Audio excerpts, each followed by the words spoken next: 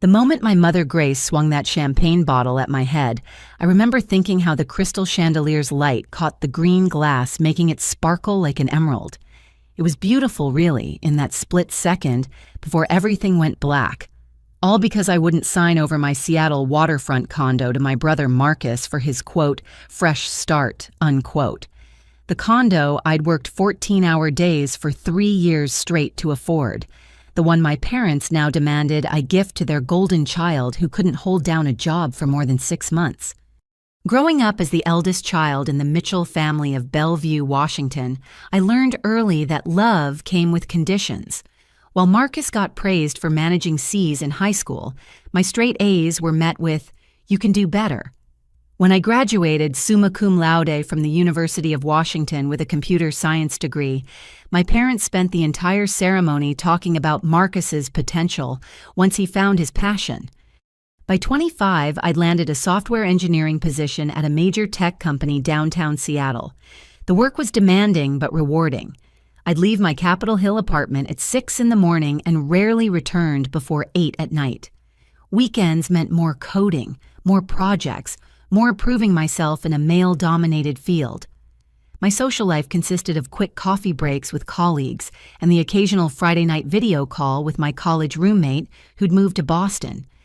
Marcus, meanwhile, had dropped out of 3 different colleges. First it was business administration because the professors didn't understand his vision, then psychology because the coursework was beneath his intellectual capacity. Finally, art history, which he abandoned after discovering museums expected him to start at entry-level positions. Each failure came with parents' reassurances that he just hadn't found his calling yet. The pattern continued through his 20s, a surf shop that went under after 4 months, a food truck that never got proper permits, a cryptocurrency consulting firm that consisted of him giving terrible investment advice from our parents' basement. Each venture funded by Grace and Harold Mitchell, who seemed to have endless faith and resources for their baby boy. I saved every penny during those years. No vacations to Hawaii like my coworkers, no designer handbags or weekend spa trips. I drove a 12-year-old Honda Civic and brought lunch from home every single day. My studio apartment was furnished with thrift store finds and hand-me-downs. Every bonus, every tax refund, every spare dollar went into my house fund. The day I closed on my waterfront condo in West Seattle remains the proudest moment of my life. 2 bedrooms, floor-to-ceiling windows overlooking Elliott Bay, a kitchen with granite countertops and stainless steel appliances. I stood on my balcony that first evening watching the ferry boats cross the Sound and felt like I'd finally made it. The American dream achieved through nothing but determination and sacrifice. 2 weeks before Marcus's engagement party, my parents showed up unannounced. This wasn't unusual. They had a key I'd given them for emergencies, though their definition of emergency seemed to include being in the neighborhood and wanting to critique my lifestyle choices. "Bernadette, darling," Grace said, running her finger along my bookshelf as if checking for dust. "This place is far too big for just one person." Harold nodded from where he'd planted himself on my couch. "Your brother's been having a tough time lately. That apartment situation was completely unfair." The apartment situation, as they called it, was Marcus being evicted for the 5th time. This round because he'd turned his unit into an illegal Airbnb while owing 4 months of back rent. Maybe he could stay here for a while? Grace suggested, not really suggesting at all. "Family helps family." "He has a bedroom at your house," I reminded them. "The same one he's had since middle school." "A 32-year-old man can't bring a woman home to his parents' house," Harold said. "Speaking of which, did you hear he's engaged?" This was news to me. Last I'd heard, Marcus was dating a bartender named Ashley. Or was it the yoga instructor Brittany Hard to keep track when he went through relationships like expired milk? "Her name's Stephanie," Grace beamed. "Lovely girl, very accomplished. She's in the legal field." I managed not to roll my eyes. In the legal field probably meant she was a receptionist at a law firm. Not that there was anything wrong with that, but my parents had a way of inflating Marcus's achievements and associations. "That's wonderful," I said. "When's the wedding?" "They haven't set a date yet," Grace admitted. But the engagement party is in 2 weeks. You'll come, of course. It wasn't a question. Nothing with my parents ever was. After they left, I went through my mail sorting bills from junk. A thick envelope from the Seattle Department of Records caught my attention. Strange, I hadn't requested any documents. Inside was a copy of my property deed. But something was wrong. Where my name should have appeared alone, it now read, Bernadette Mitchell and Marcus Mitchell as joint tenants with right of survivorship. My hands shook as I read it again and again. This had to be a mistake. Marcus's name couldn't be on my condo deed. I'd never agreed to that.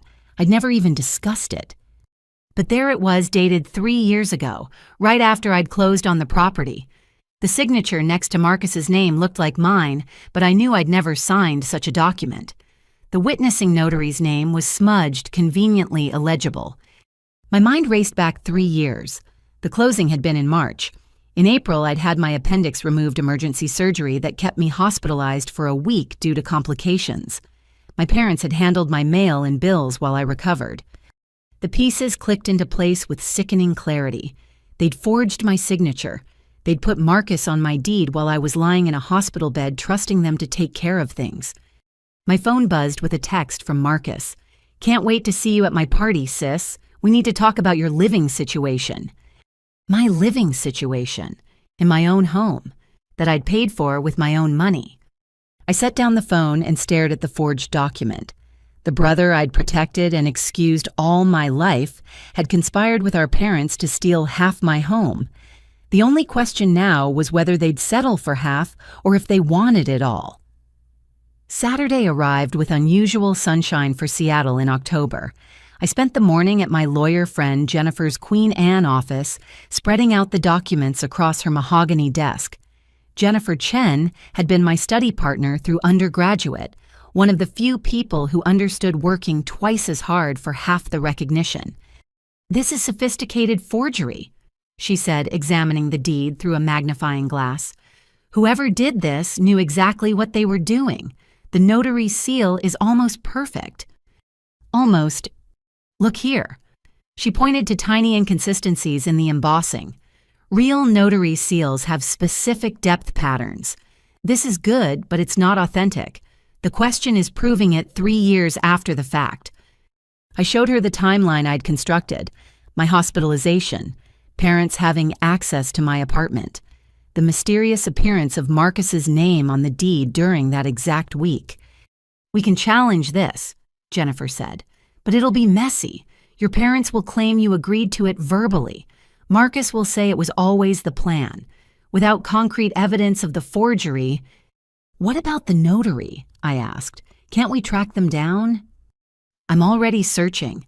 But if they were smart, they used someone who's since died or left the state." She leaned back in her chair. "Bernadette, is it possible Marcus is being manipulated too? Maybe he doesn't know the signature was forged." I wanted to believe that. Despite everything, some part of me still saw Marcus as my little brother, who used to crawl into my bed during thunderstorms. But then I remembered his text about my living situation. "He knows," I said quietly. "He's always known." The engagement party was set for 4 o'clock at my parents' Bellevue estate, the same house where I'd grown up feeling like a guest who needed to earn her keep. I dressed carefully in a navy sheath dress, professional but not trying too hard. Pearl earrings that had belonged to my grandmother, the only family member who'd ever seen me for who I was. The circular driveway was already packed with luxury cars when I arrived at 3:45. Grace had outdone herself with the decorations, white and gold balloons clustered around the entrance. A banner reading, "Congratulations, Marcus and Stephanie," stretched across the portico. Through the windows, I could see catering staff circulating with champagne and hors d'oeuvres. I sat in my car for a moment, gathering courage. Jennifer had advised me to act normal, not tip my hand about discovering the forgery until we had more evidence. But normal felt impossible when I knew what they'd done. Inside, the house buzzed with conversation. About 70 guests mingled through the formal living room and out onto the covered patio. I recognized several of my parents' country club friends, Harold's business associates, and what looked like Marcus's entire current friend group. Bernadette. Grace materialized at my elbow, air-kissing my cheek. She wore winter white Chanel, her blonde hair freshly highlighted. "Don't you look professional? Come, you must meet Stephanie." She guided me through the crowd with the efficiency of a border collie herding sheep. I caught glimpses of Marcus holding court near the bar, gesticulating wildly about some new business venture. Same song, different verse. Stephanie stood near the French doors leading to the garden, and my first thought was that she didn't match Marcus's usual type at all. Where he typically went for flashy and high maintenance, Stephanie was understated elegance. Sleek black hair in a low bun, minimal makeup, a gray dress that whispered rather than shouted expense. She was speaking intently into her phone. "The property transfer documents need to be filed by Monday," I heard her say. "No, the sister hasn't agreed yet, but that's being handled." She noticed our approach and ended the call smoothly. "Mrs. Mitchell, this must be Bernadette." The famous sister, Stephanie, extended a manicured hand. Her handshake was firm, professional. "Marcus talks about you constantly." "All good things, I hope," I managed. Something flickered in her eyes. "Oh, absolutely, especially about your gorgeous condo. Water views, right? Those are getting harder to find in Seattle." The hair on my neck stood up. Yes, I was lucky to find it. "Luck has nothing to do with it," Grace interjected. "Bernadette works like a dog for that company, 60, 70 hours a week, no life outside of coding." "I enjoy my work," I said evenly. "Still," Stephanie smiled. "Must be nice to have all that space to yourself. Marcus mentioned it's 2 bedrooms perfect for when situations change." Before I could respond, she excused herself to rejoin her phone call, walking toward the study. I watched her go mind racing. Legal field indeed. Everything about her screamed paralegal or legal assistant, the kind who knew exactly how property documents worked. "Let me introduce you to the Weatherbys," Grace said, already pulling me toward another group. "Their daughter just got divorced. Maybe you two can bond over being single career women."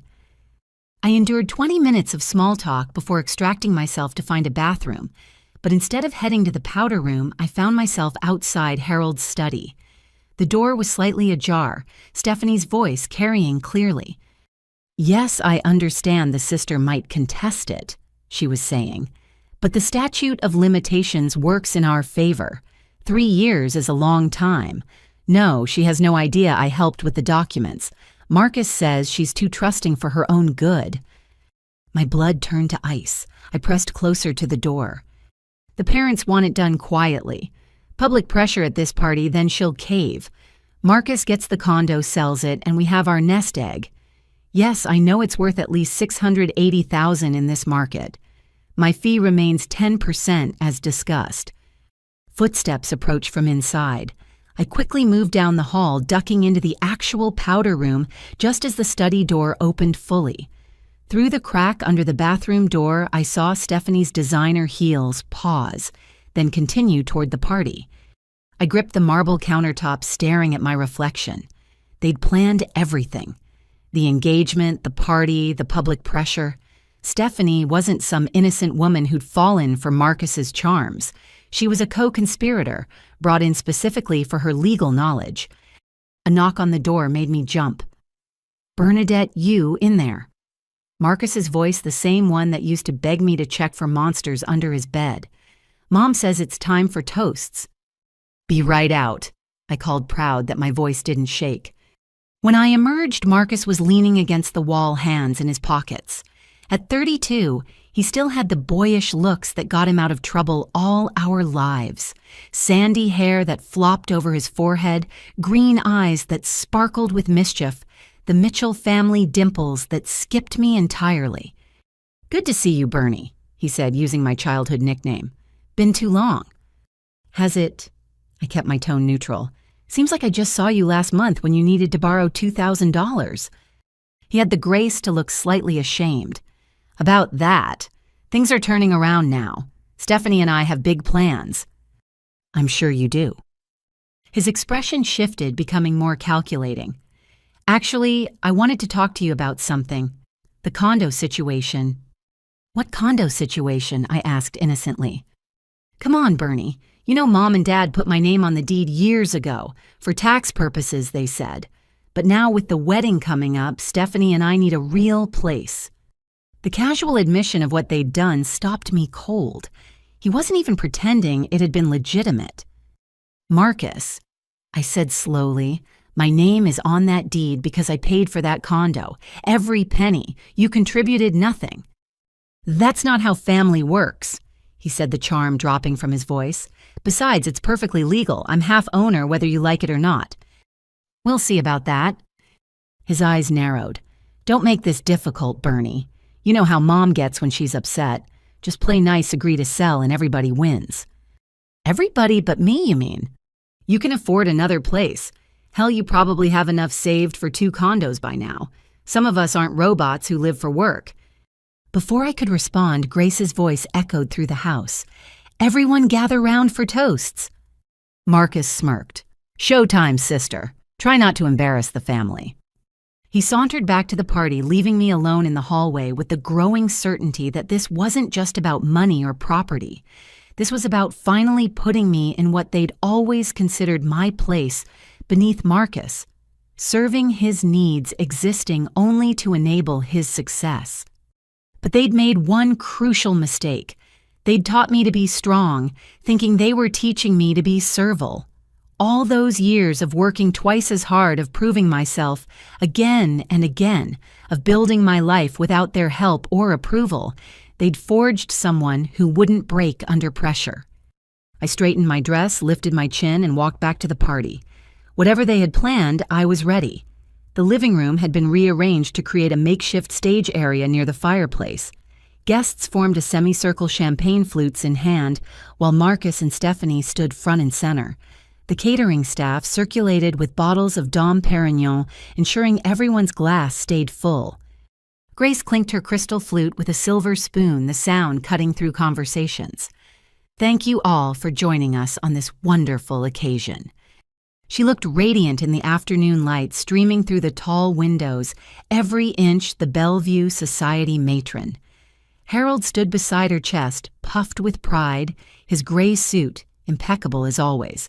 They'd positioned themselves slightly apart from Marcus and Stephanie, making it clear who was running this show. Harold and I have been blessed with 2 children.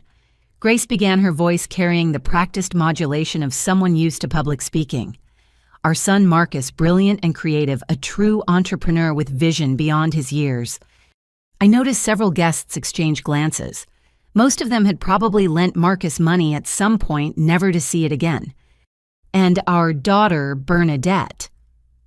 Grace continued, her tone cooling noticeably. So dedicated to her career, so independent. The pause before independent stretched just long enough to make it sound like an insult. A few uncomfortable chuckles rippled through the crowd. But today is about Marcus and his beautiful bride-to-be, Stephanie. Grace raised her glass higher. 2 souls who found each other at just the right moment. When Marcus told us he'd met someone special, we knew she had to be extraordinary to capture our boy's heart. Stephanie smiled demurely, playing her part perfectly. Her left hand rested on Marcus's arm, the engagement ring catching the light. I wondered if that ring had been purchased with the $2,000 he'd borrowed from me. Family is everything to the Mitchells. Harold picked up where Grace left off. His voice boomed with the authority of a man used to being obeyed. We've always taught our children that blood comes first, that supporting each other isn't just an option, it's an obligation. My stomach tightened. Here it comes. Which is why, Harold continued, making direct eye contact with me, we know Bernadette will do the right thing when it comes to helping Marcus and Stephanie start their new life together. Murmurs rippled through the crowd. Those who knew our family dynamics leaned forward, slightly sensing drama. Those who didn't looked confused, but intrigued. After all, Grace added sweetly, what good is success if you don't share it with family? Bernadette's been so fortunate with her career. That waterfront condo she barely has time to enjoy. Such a waste for one person. Don't you think? My face burned as 70 pairs of eyes swiveled toward me. Some sympathetic, most simply curious to see what would happen next. I felt like a specimen under a microscope, every reaction being cataloged and judged. Marcus cleared his throat, stepping forward. Actually, Mom, Dad, Stephanie, and I have been discussing this. We don't want to put Bernie in an awkward position. For a brief moment, I felt hope. Maybe Marcus had developed a conscience. Maybe Stephanie had talked sense into him. Which is why, he continued, we think the best solution is to sell the condo and split the proceeds. That way, Bernie can downsize to something more appropriate for a single woman, and Stephanie and I can put our half toward a family home. Our half. As if he'd contributed anything beyond fraud and forgery. That's very generous of you, darling. Grace beamed at Marcus, then turned her laser focus on me. Bernadette, don't you have something to say to your brother's thoughtful proposal? Every eye in the room locked onto me. The silence stretched like taffy, sticky and suffocating. I could feel my parents' expectation pressing down like a physical weight. Say yes, agree. Don't make a scene. Be the good daughter we trained you to be. I set down my champagne flute on the nearest table, the crystal ringing softly against marble. When I spoke, I kept my voice calm and clear. No. The word hung in the air like a challenge. Grace's smile froze, becoming something sharp and dangerous. I'm sorry, she said, though she'd clearly heard me. I said no. I will not be selling my condo. I will not be giving Marcus any proceeds from a sale. The property is mine, purchased with my money, and it will remain mine. But Marcus's name is on the deed, Harold said, his jovial mask slipping. Has been for years. You can't just ignore that. A deed that was fraudulently altered while I was in the hospital, I replied evenly, without my knowledge or consent, which I believe is called forgery. Gasps erupted from the crowd. Someone whispered, did she just accuse them of forgery? Another voice muttered, I knew something was off about this family. Marcus stepped forward, his face flushing red. How dare you stand there and lie? You agreed to put me on the deed. You said family helps family. When, I challenged, when exactly did I agree to give you half ownership of my largest asset? Name the date, the place. Who witnessed this conversation? You were probably drunk. Stephanie interjected, earning shocked looks for her sudden venom. Marcus told me how you can't handle your liquor. You probably don't even remember agreeing. Interesting theory from someone I met 30 minutes ago. I shot back. Tell me, Stephanie, how long have you worked as a paralegal? Is that where you learned about property transfers? Maybe even how to forge documents? Her face went white, then red. I don't know what you're implying. I'm not implying anything. I'm stating facts. My signature was forged, my property was stolen, and I will be pursuing legal action against everyone involved. You ungrateful little bitch! Grace snarled, her society mask finally cracking completely. After everything we've done for you, what exactly have you done for me? I asked, genuinely curious. Ignored my achievements, funneled my college fund to Marcus's failed businesses, made me feel like an outsider in my own family. We fed you, we clothed you, we gave you a roof over your head. The legal minimum required of parents. Congratulations on not going to jail for child neglect. The crowd was backing away now, forming a wider circle as if violence might break out, which, given Grace's expression, wasn't impossible. You were nothing when we took you in, Grace hissed, advancing on me. A nobody, a charity case, and this is how you repay us. Took me in. I frowned. What are you talking about? I'm your daughter. Something flickered across Harold's face. Fear, guilt. He reached for Grace's arm, but she shook him off. You want to talk about truth? Grace laughed high and sharp. Let's talk about truth. You're not our real daughter, never were. Just a burden we took on, and look how you've turned out. Selfish, cold, unlovable. The room spun. I gripped the back of a chair, trying to process what she'd just said. Adopted, I was adopted. In 32 years, they'd never said a word. Grace, Harold warned, this isn't the time. No, it's exactly the time. She grabbed a champagne bottle from a passing server's tray. She wants to destroy our family. She wants to humiliate us.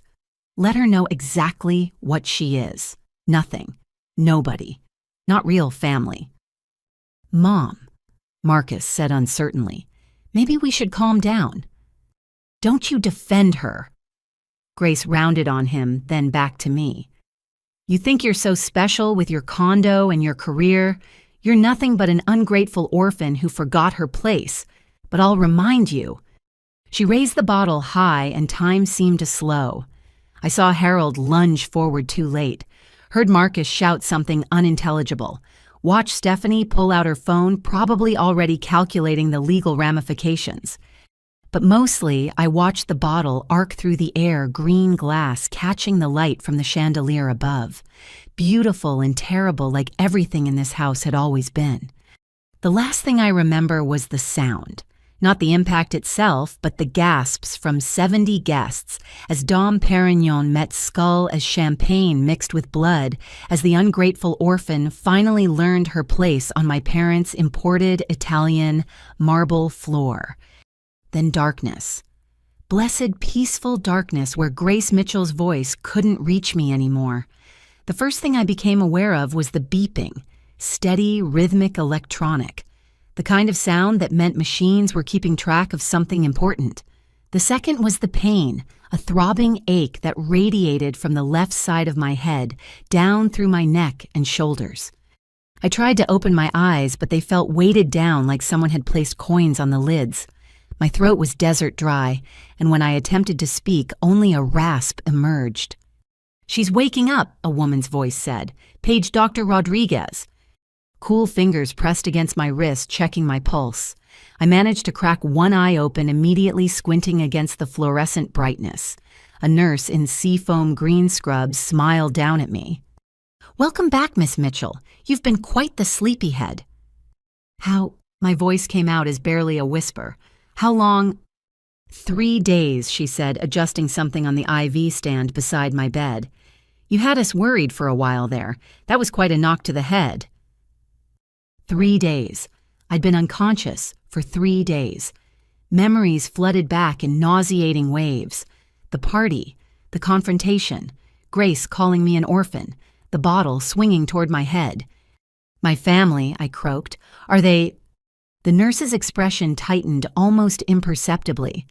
"Let's focus on you right now. Dr. Rodriguez will be here soon to check you over." She busied herself with the monitors, but I caught her glancing toward the door. Something was wrong. Beyond the obvious fact that my mother had tried to brain me with champagne. Dr. Rodriguez arrived within minutes, a compact woman with silver-streaked hair and kind eyes behind wire-rimmed glasses.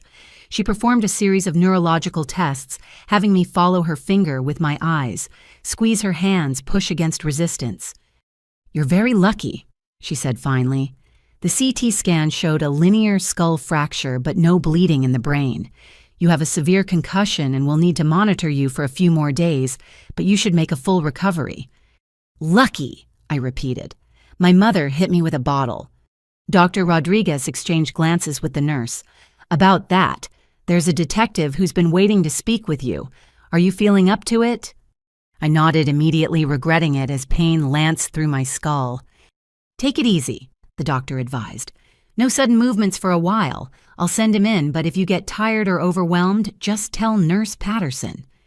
Detective Martinez looked like he'd stepped out of a crime procedural. Late 30s athletic build with observant dark eyes that probably missed nothing. He pulled a chair close to my bed, keeping his voice low and calm. "Miss Mitchell, I'm Detective Ray Martinez with the Bellevue Police Department. How are you feeling?" "Like my mother tried to kill me," I said bluntly. "Because she did." He pulled out a small notebook. "That's what we need to discuss. Can you tell me what you remember about the incident?" I walked him through everything. The forged deed, the confrontation at the party, Grace's revelation about my adoption, the bottle swinging toward my head. He took notes without interrupting, occasionally asking for clarification. "Your parents' version is quite different," he said when I finished. "They claim you'd been drinking heavily, that you became belligerent and aggressive. They say you tripped and fell, hitting your head on a table." "There were 70 witnesses," I protested. most of whom were your parents' friends, and several of them support their version of events. He leaned forward. But not all of them. And more importantly, we have this. He pulled out his phone and showed me a video, shaky footage from someone's cell phone, but clear enough. Grace raising the bottle, me standing perfectly still, not drunk, not aggressive. The swing, the impact, my body crumpling. Your neighbor, Mrs. Chen, took this. She came forward yesterday, said she couldn't stay silent knowing what really happened. Mrs. Chen. Quiet elderly Mrs. Chen, who lived 3 houses down and grew the most beautiful roses. I'd helped her set up her computer last year. Is that enough, I asked, for charges? Assault with a deadly weapon, absolutely, but there's more. Martinez pocketed his phone. We've been looking into your claims about the deed forgery. Turns out the notary whose name appears on the document died 5 years ago, 2 years before your condo purchase. My heart raced, making the monitors beep faster. So it's definitely forged. Appears to be. We're bringing in document experts to confirm. He studied me carefully. Miss Mitchell, is there anything else you can tell me about your family? Any other incidents we should know about? I thought about 32 years of feeling like an outsider, of watching Marcus get praised for breathing while I worked myself to exhaustion for scraps of approval, of Grace's calculating eyes and Harold's booming dismissals. I just found out I'm adopted, I said quietly. At the party in front of everyone. They never told me. Martinez made another note. We'll look into that as well. In the meantime, I've placed a protective order preventing your family from contacting you or coming near the hospital. Do you have somewhere safe to stay when you're released? My condo, I said, then remembered. If I still own it by then. Given the evidence of forgery, I doubt any court would uphold their claim. He stood leaving a business card on my bedside table. Rest up. We'll need a formal statement when you're feeling better. And Miss Mitchell, you did the right thing standing up to them. Don't let anyone tell you otherwise. After he left, I lay staring at the ceiling tiles, trying to process everything. Adopted. The word kept echoing in my head. It explained so much, yet opened up entirely new questions. Who were my birth parents? Why had the Mitchells adopted me if they clearly didn't want me? What else had they lied about? Nurse Patterson returned to check my vitals. You have a visitor, she said. A young woman says she's your best friend. Diane. Should I send her in? You can say no if you're not ready. Please, yes. Diane burst through the door moments later, her usually perfect corporate appearance disheveled. Her eyes were red-rimmed and she clutched a familiar laptop bag. Bernie, oh my God, I've been so worried. She stopped just short of hugging me, clearly afraid of causing more damage. When I heard what happened, that video is all over social media. Your mother is a psychopath. You saw it. Everyone's seen it. Someone leaked it yesterday and it went viral. Bellevue Society woman assaults daughter over property dispute. The comments are brutal. She pulled a chair close. How are you really? Confused, hurt, angry. I shifted carefully, trying to find a position that didn't make my head throb. Did you know I was adopted?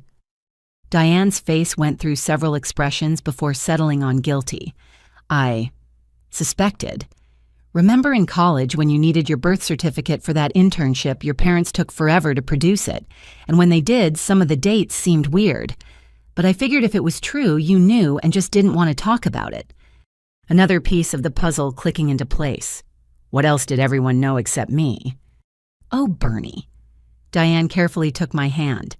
Nothing else, I swear. But I brought your laptop. I thought you might want to check your accounts. Make sure your parents haven't tried anything else while you've been here. Smart, wonderful Diane. I'd given her my passwords years ago for emergencies. We booted up the laptop and I logged into my bank accounts with shaking fingers. Everything looked normal at first. Then I checked my credit report. 3 new credit cards opened in my name within the last 48 hours, all maxed out. Those bastards, Diane breathed. They're trying to destroy your credit. Print everything I told her. Every transaction, every application. Add it to the evidence pile. As Diane worked, I noticed an email from Jennifer, my lawyer friend. The subject line made my blood run cold. Urgent life insurance discovery. I clicked it open, reading with growing horror. Jennifer had done some digging after our meeting. She'd found a $2 million life insurance policy taken out on me 6 months ago. The beneficiary, Marcus Mitchell. The policy application included a medical exam I'd never taken, answers to health questions I'd never provided, and another forged signature. The premium payments came from an account I didn't recognize. "Diane," I said quietly, "they weren't just trying to steal my condo." She read over my shoulder, her face paling. "Bernie, this is conspiracy to commit murder. They took out insurance and then tried to kill you." The monitors started beeping more insistently as my heart rate spiked. Nurse Patterson rushed in, took one look at my face, and immediately called for Dr. Rodriguez. "What's wrong?" the doctor asked, checking my pupils. "Are you in pain?" I could barely get the words out. "My parents took out life insurance on me. Then my mother hit me with a bottle." Dr. Rodriguez and Nurse Patterson exchanged shocked looks. "We need to notify Detective Martinez immediately," the doctor said, "and I'm adding extra security to your room." As the medical staff bustled around, upgrading my security and calling the police, I stared at the email. 6 months ago. They'd been planning this for 6 months.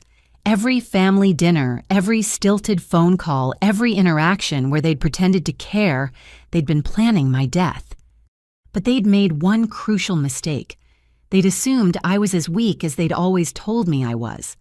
They'd thought one blow would be enough to kill the unwanted orphan who'd never quite fit into their perfect family picture. They were wrong. I was still here, still breathing, and now I knew exactly what they were. The question was, what else were they hiding? And more importantly, what would they try next when they realized I'd survived? My best friend, Diane, had always been the organized one. While other college students partied, she color-coded her notes and maintained spreadsheets for everything. That attention to detail served us well now as she set up a makeshift investigation center in my hospital room.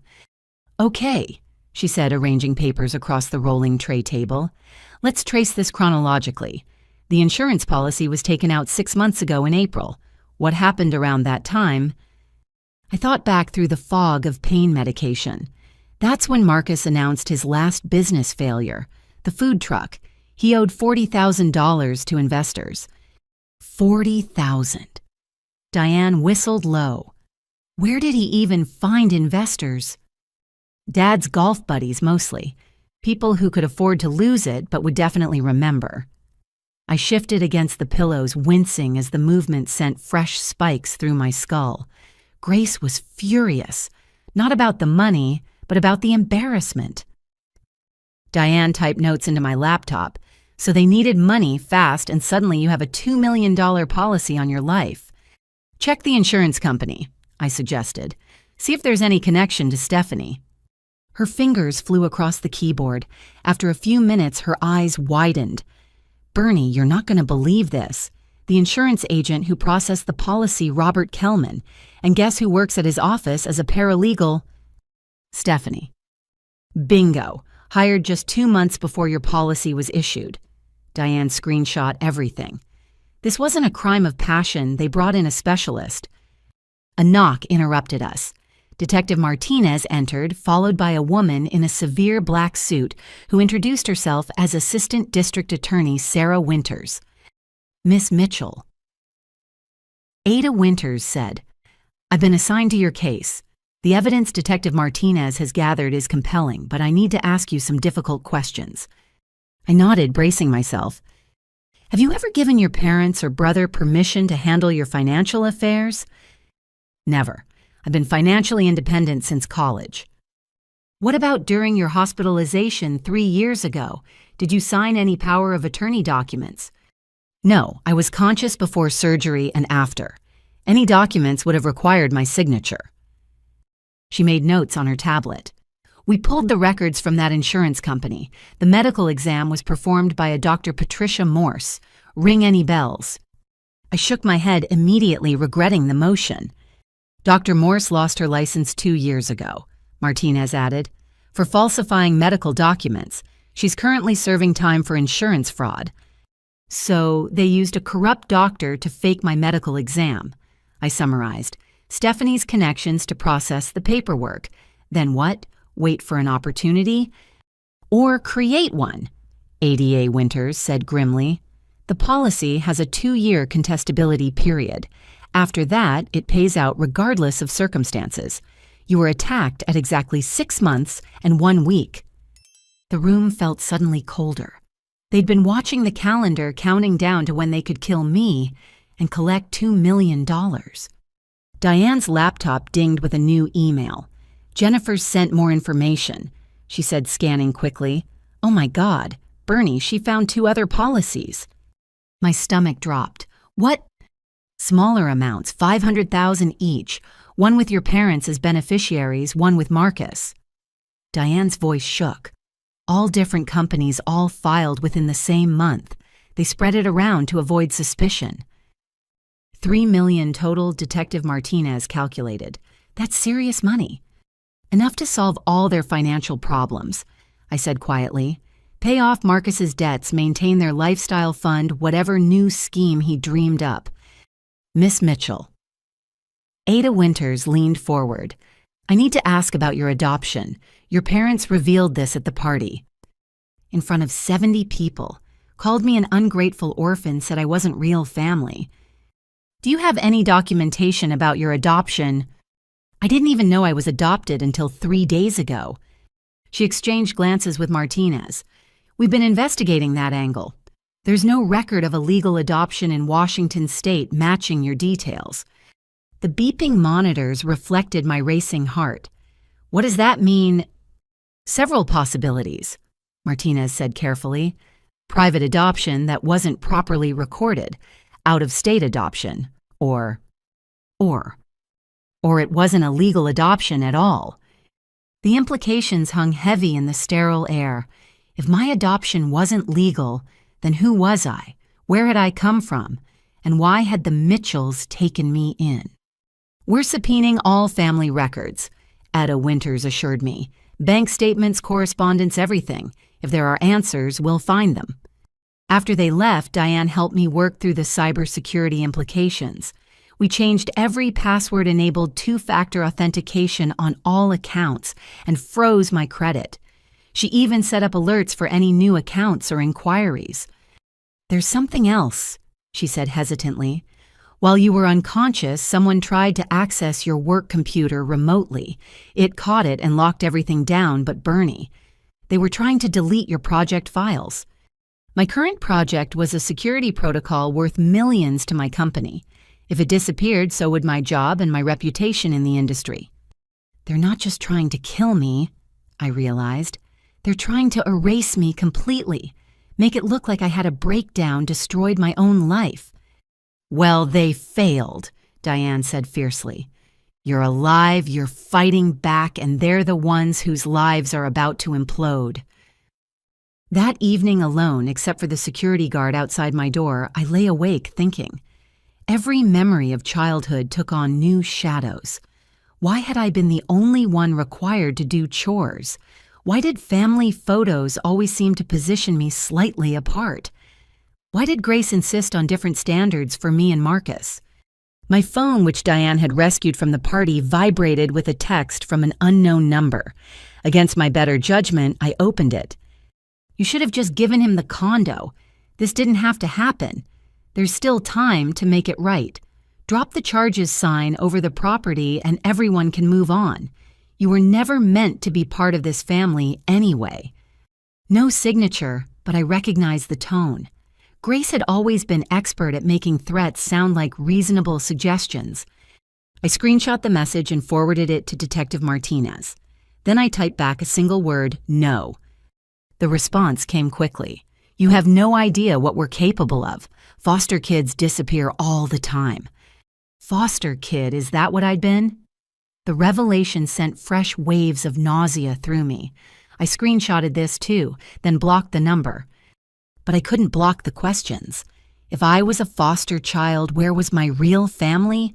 Why had no one looked for me?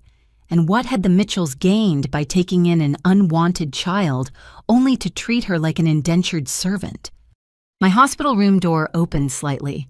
I tensed, then relaxed as Nurse Patterson entered for night rounds. "Can't sleep?" she asked gently, checking my IV. Too many thoughts. "Would you like something to help?" I almost said yes, then remembered what had happened the last time I was vulnerable in a hospital. "No, thank you. I need to stay alert." She patted my hand understandingly. "The guard's right outside. You're safe here." But I didn't feel safe. I felt exposed, vulnerable, like a target with a $3 million bullseye painted on my back. The Mitchells had spent 6 months planning my death. They wouldn't give up just because their first attempt had failed.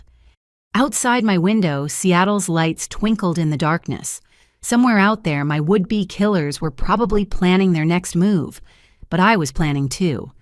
Every document Diane had saved, every screenshot I'd taken, every piece of evidence we'd gathered was another nail in their coffin. They'd raised me to be quiet, compliant, grateful for scraps. They'd never expected me to fight back. That was their second crucial mistake.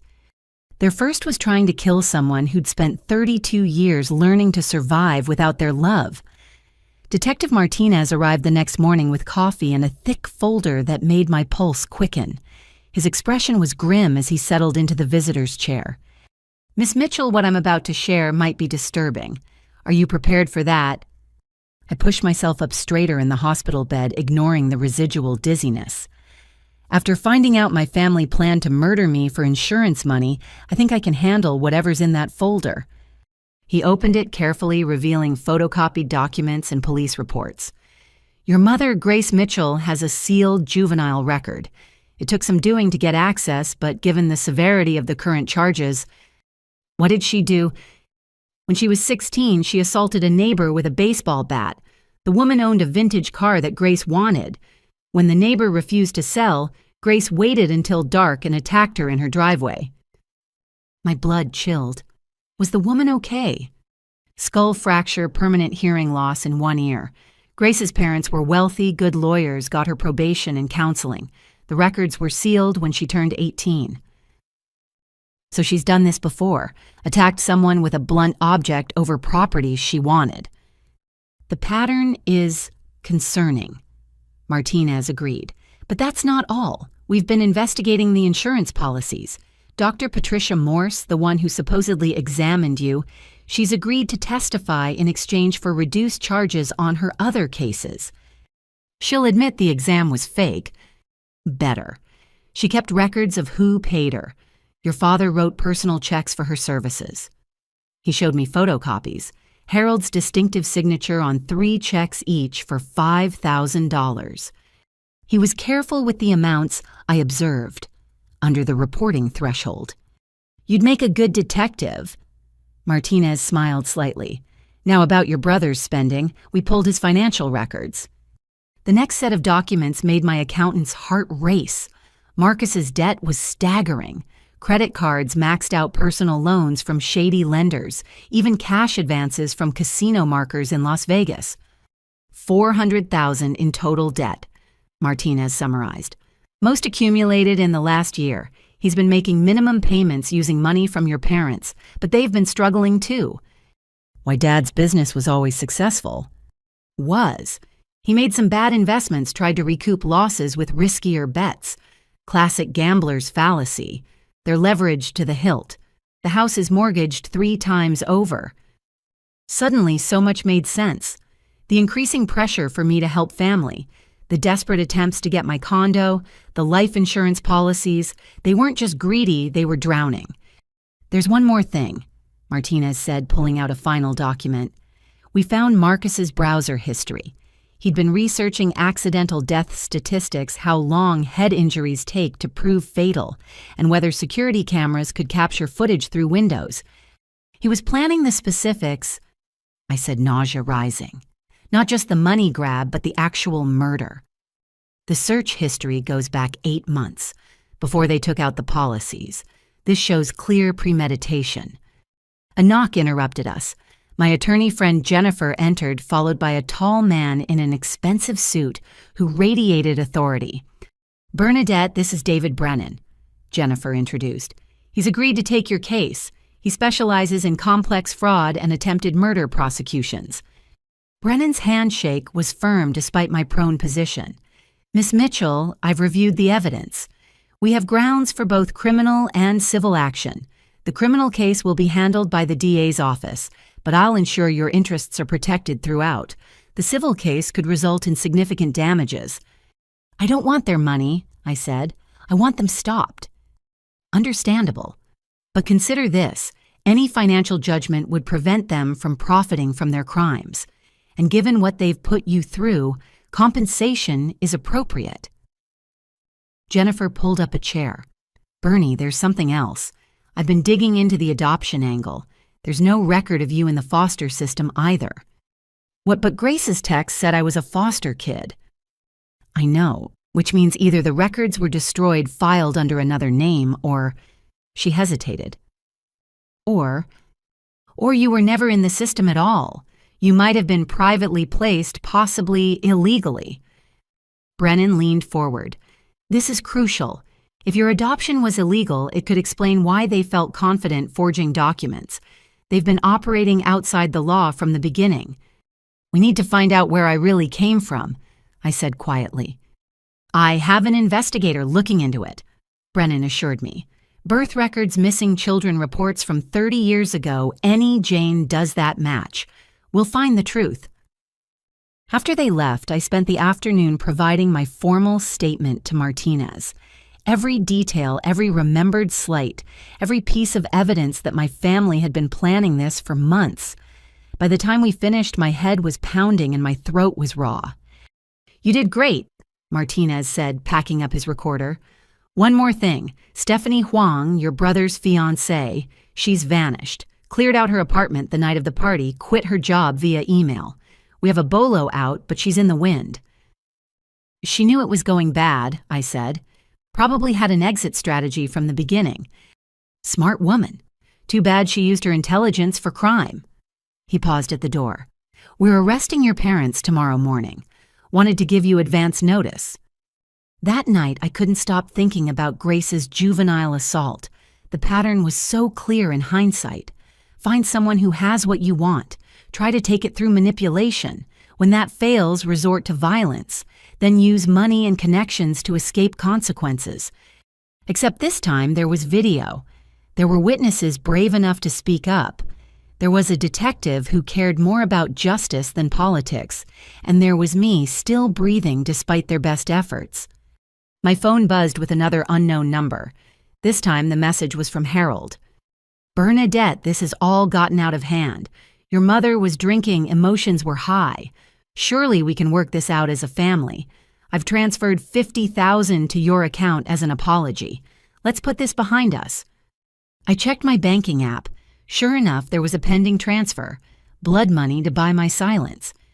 I screenshot everything and declined the transfer. Then I typed back, "I want the truth about my adoption, all of it." The typing indicator appeared and disappeared several times. Finally, "You wouldn't believe us anyway." Try me. Ask your Aunt Martha about her friend Louise, but remember, some doors are better left closed. Aunt Martha, Grace's sister who lived in Portland, who never visited, who sent generic Christmas cards with no personal message. I'd met her maybe 5 times in my entire life. I added her name to my growing list of people to contact. The Mitchells had kept me in the dark for 32 years, but secrets like head wounds have a way of eventually coming to light. Tomorrow they'd be arrested. Their mugshots would be in the papers, their reputations destroyed, their schemes exposed. It was justice, but it didn't feel like victory. How could it when the price was discovering that the only family I'd ever known had spent months planning my murder? But as I drifted off to sleep, one thought gave me comfort. I wasn't the helpless orphan they'd painted me as. I was a survivor, and I was just getting started. The call came at 7 in the morning, jarring me from medication-induced sleep. An unfamiliar number with a Portland area code. My hand trembled as I answered. Bernadette. The voice was elderly, hesitant. "This is Martha Whelan, your Grace's sister. I heard about what happened." I pushed myself upright, instantly alert. "Aunt Martha, Dad Harold mentioned I should ask you about someone named Louise." Silence stretched so long I thought she'd hung up. Then a heavy sigh. I knew this day would come. I told Grace 30 years ago that lies have a way of surfacing. "Can I visit you?" This isn't a conversation for the phone. "I'm still in the hospital, but yes, please come." "I'll catch the noon train. Bernadette, I'm sorry for all of it." She hung up before I could ask what she meant. My breakfast sat untouched as I wondered what secrets were about to spill from my family's carefully constructed facade.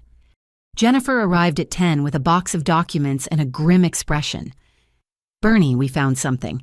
My investigator pulled birth certificates from Washington and Oregon from 32 to 34 years ago, looking for babies who disappeared from the system. And March 15th, 32 years ago, a baby girl named Emma Louise Thornton was born at Swedish Medical Center. Parents were David and Louise Thornton of Queen Anne. My heart stuttered. March 15th was my birthday, or at least the date I'd always celebrated. What happened to them? Jennifer's face darkened. Car accident when Emma was 2. Both parents killed instantly. The baby survived with minor injuries. That's terrible, but what does it have to do with me? Bernie David Thornton was heir to a timber fortune. Louise came from old Seattle money. Their daughter Emma stood to inherit approximately $5 million in trust funds. The room spun.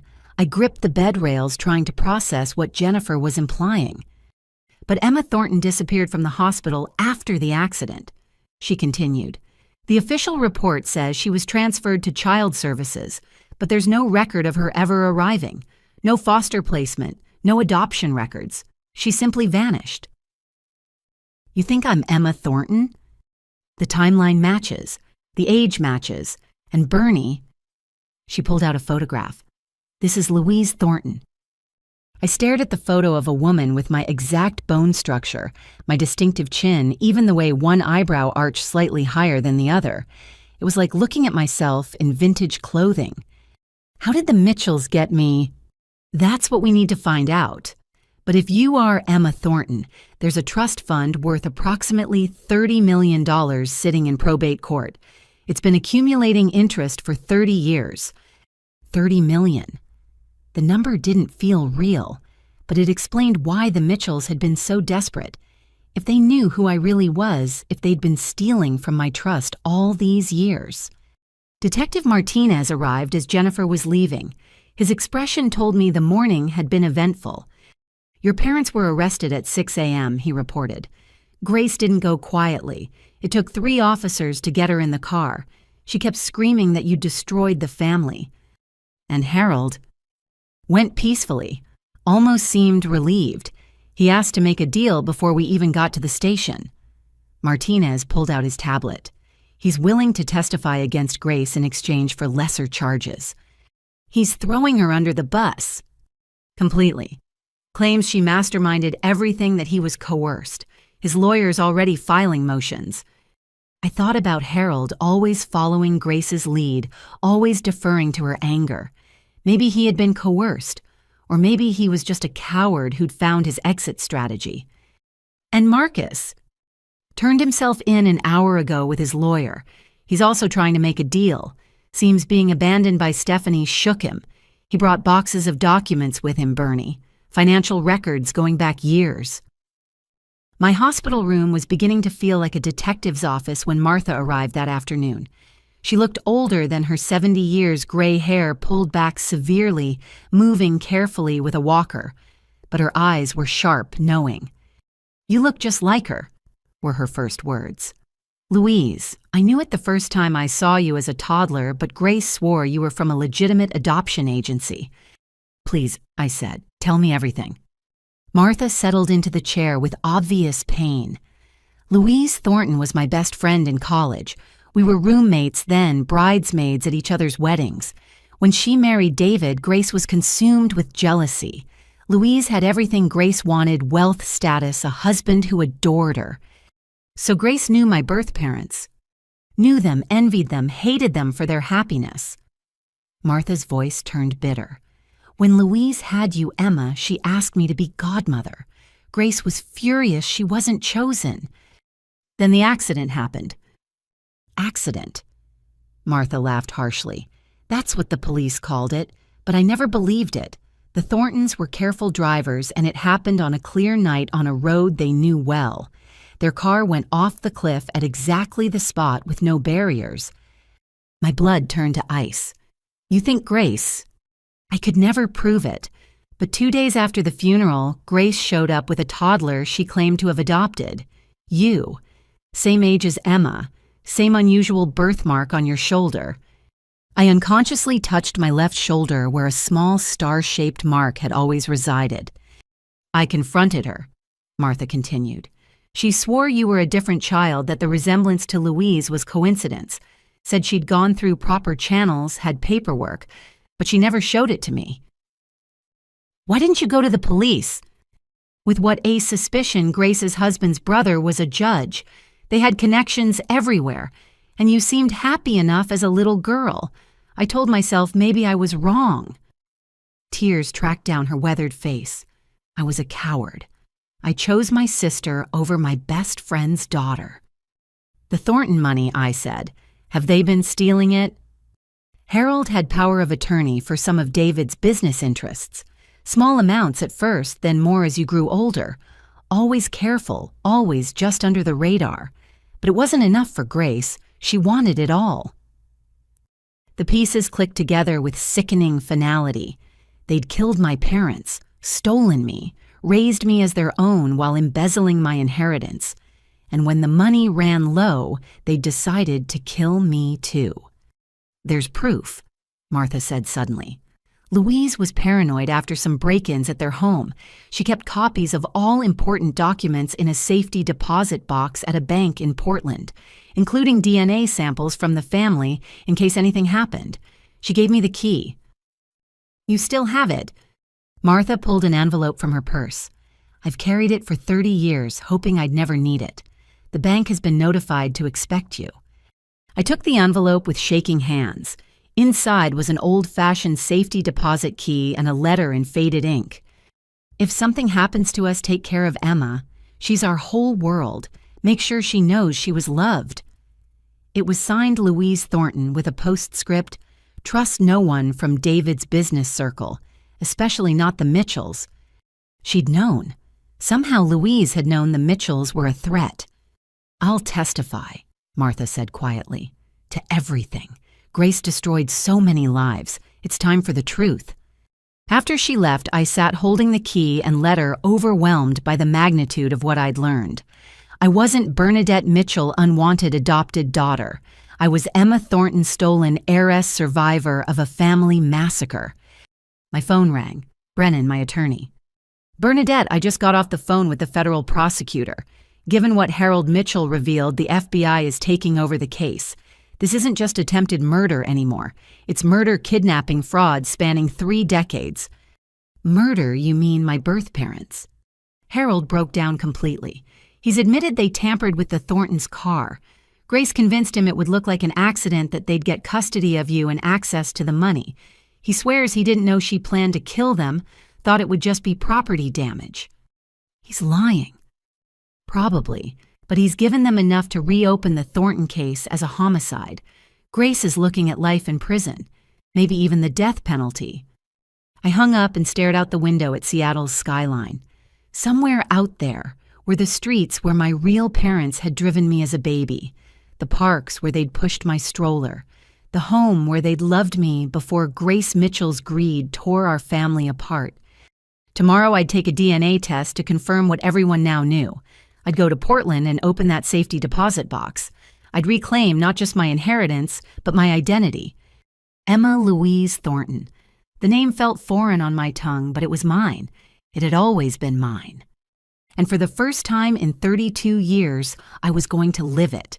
David Brennan's law office occupied the entire 40th floor of a downtown Seattle high-rise.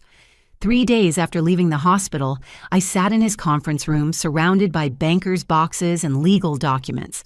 My head still ached if I moved too quickly, but I'd refused to delay this meeting. Emma. Brennan began, still adjusting to my real name. What I'm about to tell you is going to be shocking. We've uncovered evidence that your case is not unique.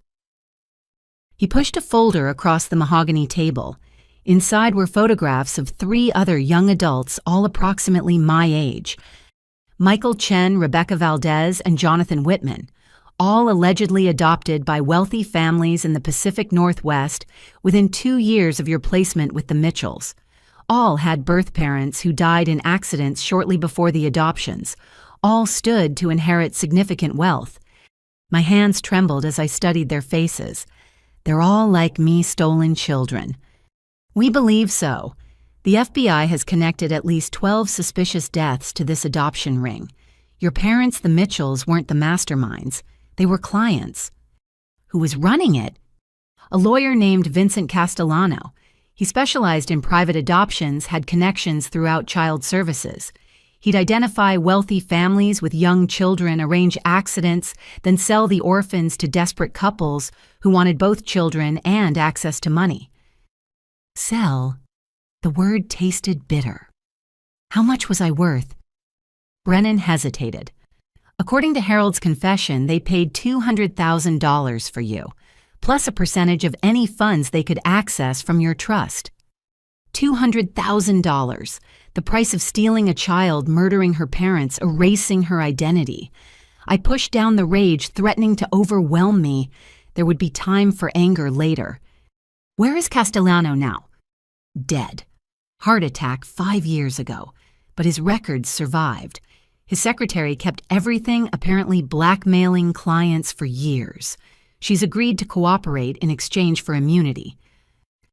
And the other stolen children. Michael Chen discovered the truth last year when his adoptive mother had a deathbed confession. He's been fighting for his inheritance in California courts. Rebecca Valdez still doesn't know. Her adoptive parents have been model citizens, never touched her trust fund. Jonathan. Brennan paused. Jonathan died in a skiing accident at 18. His adoptive parents inherited everything. Another murder, probably. How many of us had they killed over the years? We want to file a class action lawsuit, Brennan continued. Not just criminal charges, but civil action against every family involved, every official who looked the other way, every institution that failed to protect you. Are you willing to be the lead plaintiff? Yes. No hesitation. These people had stolen not just money, but entire lives, identities, families. A knock interrupted us. Brennan's assistant entered with Detective Martinez and a woman in an FBI windbreaker. Ms. Thornton. The agent introduced herself as Special Agent Sarah Kim. We've been investigating the Mitchells' finances. You need to see this. She spread bank statements across the table. Dozens of accounts, some offshore, all showing regular deposits over 30 years. They've stolen approximately $15 million from your trust, Agent Kim explained. Small amounts carefully timed, always just under reporting thresholds. But there's more. These other accounts, they were stealing from charities, their own business partners, even their church building fund. How much total? $23 million that we've found so far. Grace Mitchell was a one-woman crime syndicate. She just hid it behind charity galas and country club memberships. Martinez added, we also found something interesting in Marcus's boxes of documents. Seems he kept records of every time his parents asked him to forge signatures, backdate documents, or lie to investigators. He says it's insurance in case they ever turned on him. Smart of him, I admitted grudgingly. Not smart enough to avoid federal prison, Martinez said. But his cooperation is helping. We arrested 6 more people this morning based on his information, including 2 bank managers who helped hide the stolen funds. The scale of it overwhelmed me. This wasn't just my story anymore. It was a network of corruption spanning decades, destroying families for profit. There's something else, Brennan said carefully. The FBI wants you to go public, a press conference telling your story. It might encourage other victims to come forward. I thought of Rebecca Valdez still unaware she was living a lie, of how many others might be out there raised by the people who'd murdered their real parents. Tomorrow, if you're ready, we'll control the narrative, present the facts carefully. But Emma, once this goes public, there's no going back. Your story will be everywhere. That evening, I stood in my condo, the one the Mitchells had tried to steal, and practiced what I would say. The DNA results had come back that afternoon, confirming what we already knew. I was Emma Louise Thornton. The Mitchells had murdered my parents when I was 2, stolen me, and raised me while draining my inheritance. My phone rang, Jennifer calling with updates from the Portland safety deposit box. Emma, you're not going to believe what your mother left. Photos of you as a baby, your parents' wedding album, love letters between them, but also recordings. She'd been taping phone conversations with Grace Mitchell. What's on them? Grace asking invasive questions about your parents' finances, their travel schedules, whether they had life insurance. This was months before the accident. Your mother knew Grace was a threat. Poor Louise. She'd seen the danger but hadn't been able to stop it. I wondered if she'd ever imagined Grace would go as far as murder. There's also a letter addressed to you, Jennifer continued, sealed marked to be opened on your 18th birthday. Should I overnight it? Please. That night, I couldn't sleep. Tomorrow, I'd stand before cameras and tell the world that Bernadette Mitchell was a fiction, that my entire life had been built on the murders of David and Louise Thornton, that the people who'd raised me had spent 30 years planning to kill me too. But more importantly, I'd be asking a question. How many more of us are out there? How many stolen children raised by murderers, never knowing the truth? The Mitchells had created a victim when they killed my parents and stole me. They'd made a fatal error when they tried to kill me too. Because now I wasn't just Emma Thornton survivor. I was Emma Thornton fighter. And I was about to bring their entire world crashing down. My phone buzzed with a text from an unknown number.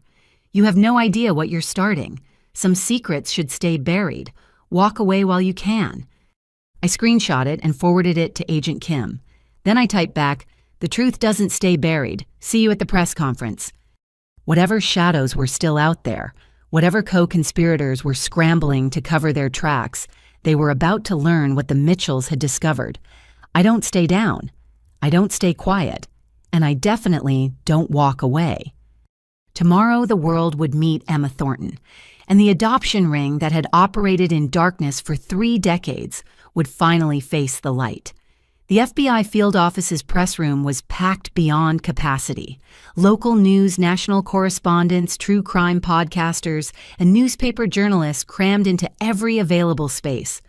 I sat at the long table facing them, flanked by Agent Kim, Ada Winters, and David Brennan. My hands didn't shake as I adjusted the microphone. The Mitchells had raised me to be poised under pressure, though they'd never intended for me to use that skill against them. Good morning, I began, my voice steady. My name is Emma Louise Thornton, though until 2 weeks ago I believed I was Bernadette Mitchell. I'm here to tell you about a 30-year conspiracy of murder, kidnapping, and fraud that has destroyed multiple families across the Pacific Northwest. The room erupted with camera flashes and questions. Agent Kim raised her hand for silence. I continued. When I was 2 years old, my parents, David and Louise Thornton, were murdered in a staged car accident. I was kidnapped from the hospital and sold to Grace and Harold Mitchell for $200,000. They raised me as their daughter while systematically stealing my inheritance, which should have been worth $30 million. Gasps rippled through the crowd. I pushed forward, voice growing stronger.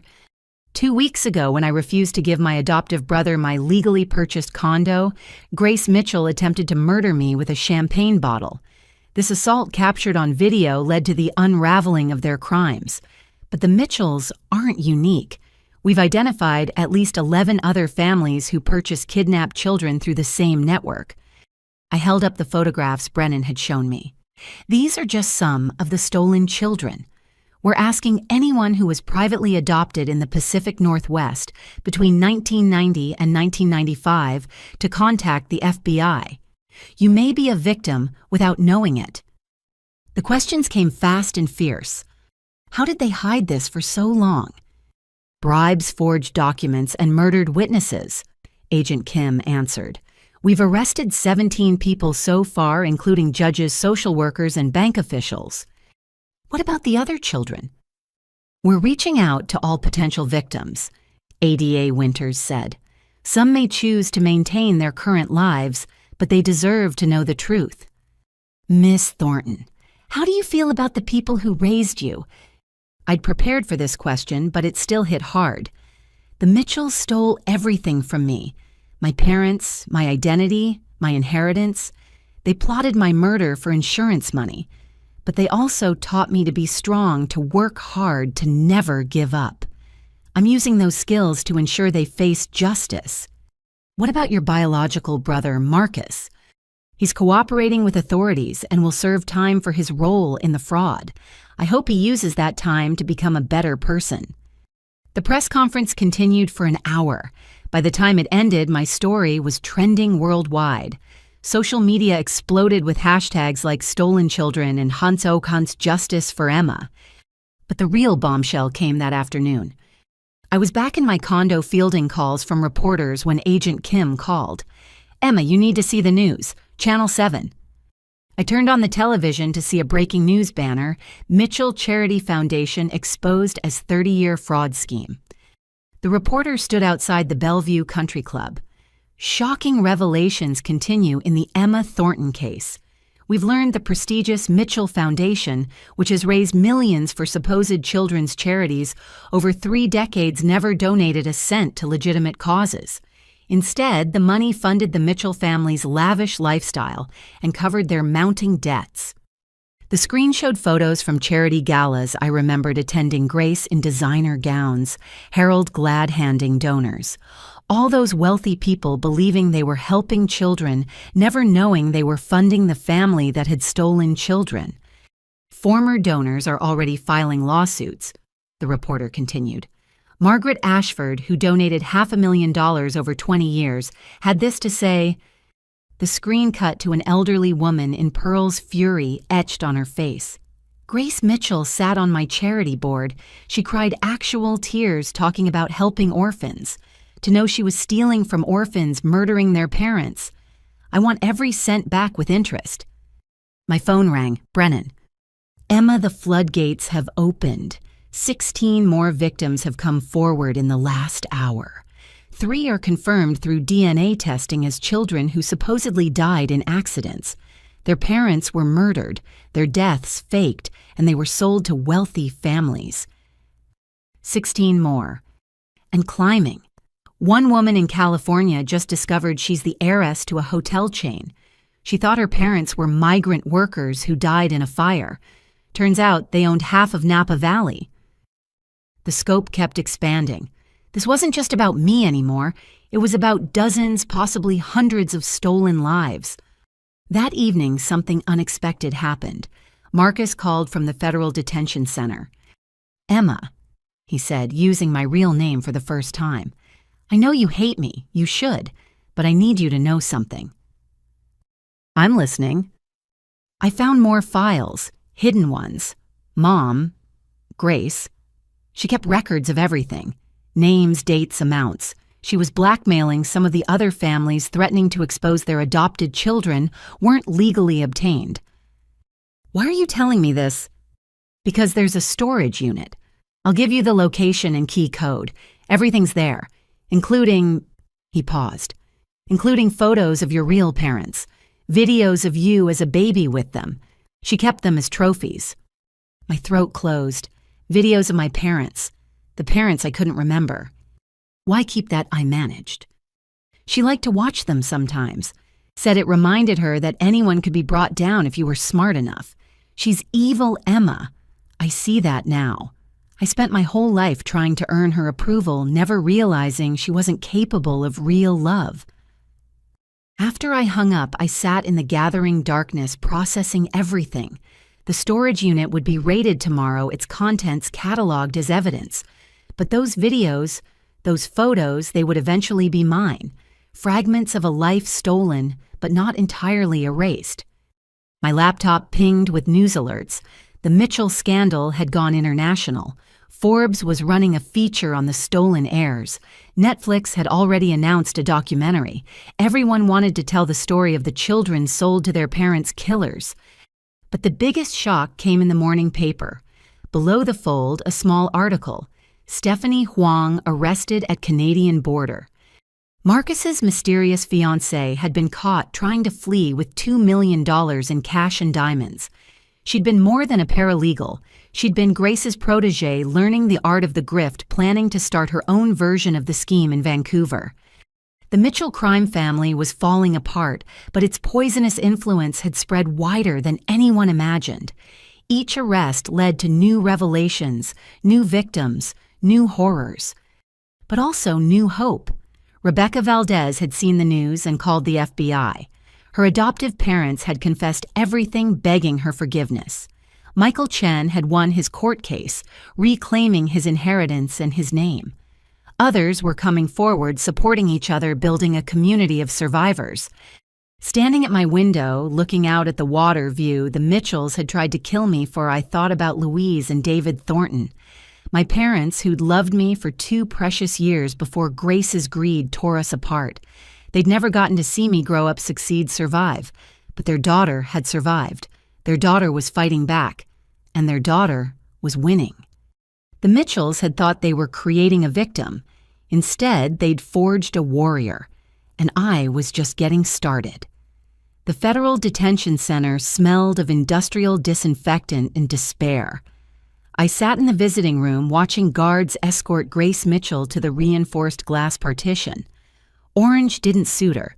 Neither did the harsh fluorescent lighting that revealed every line of bitterness etched into her face.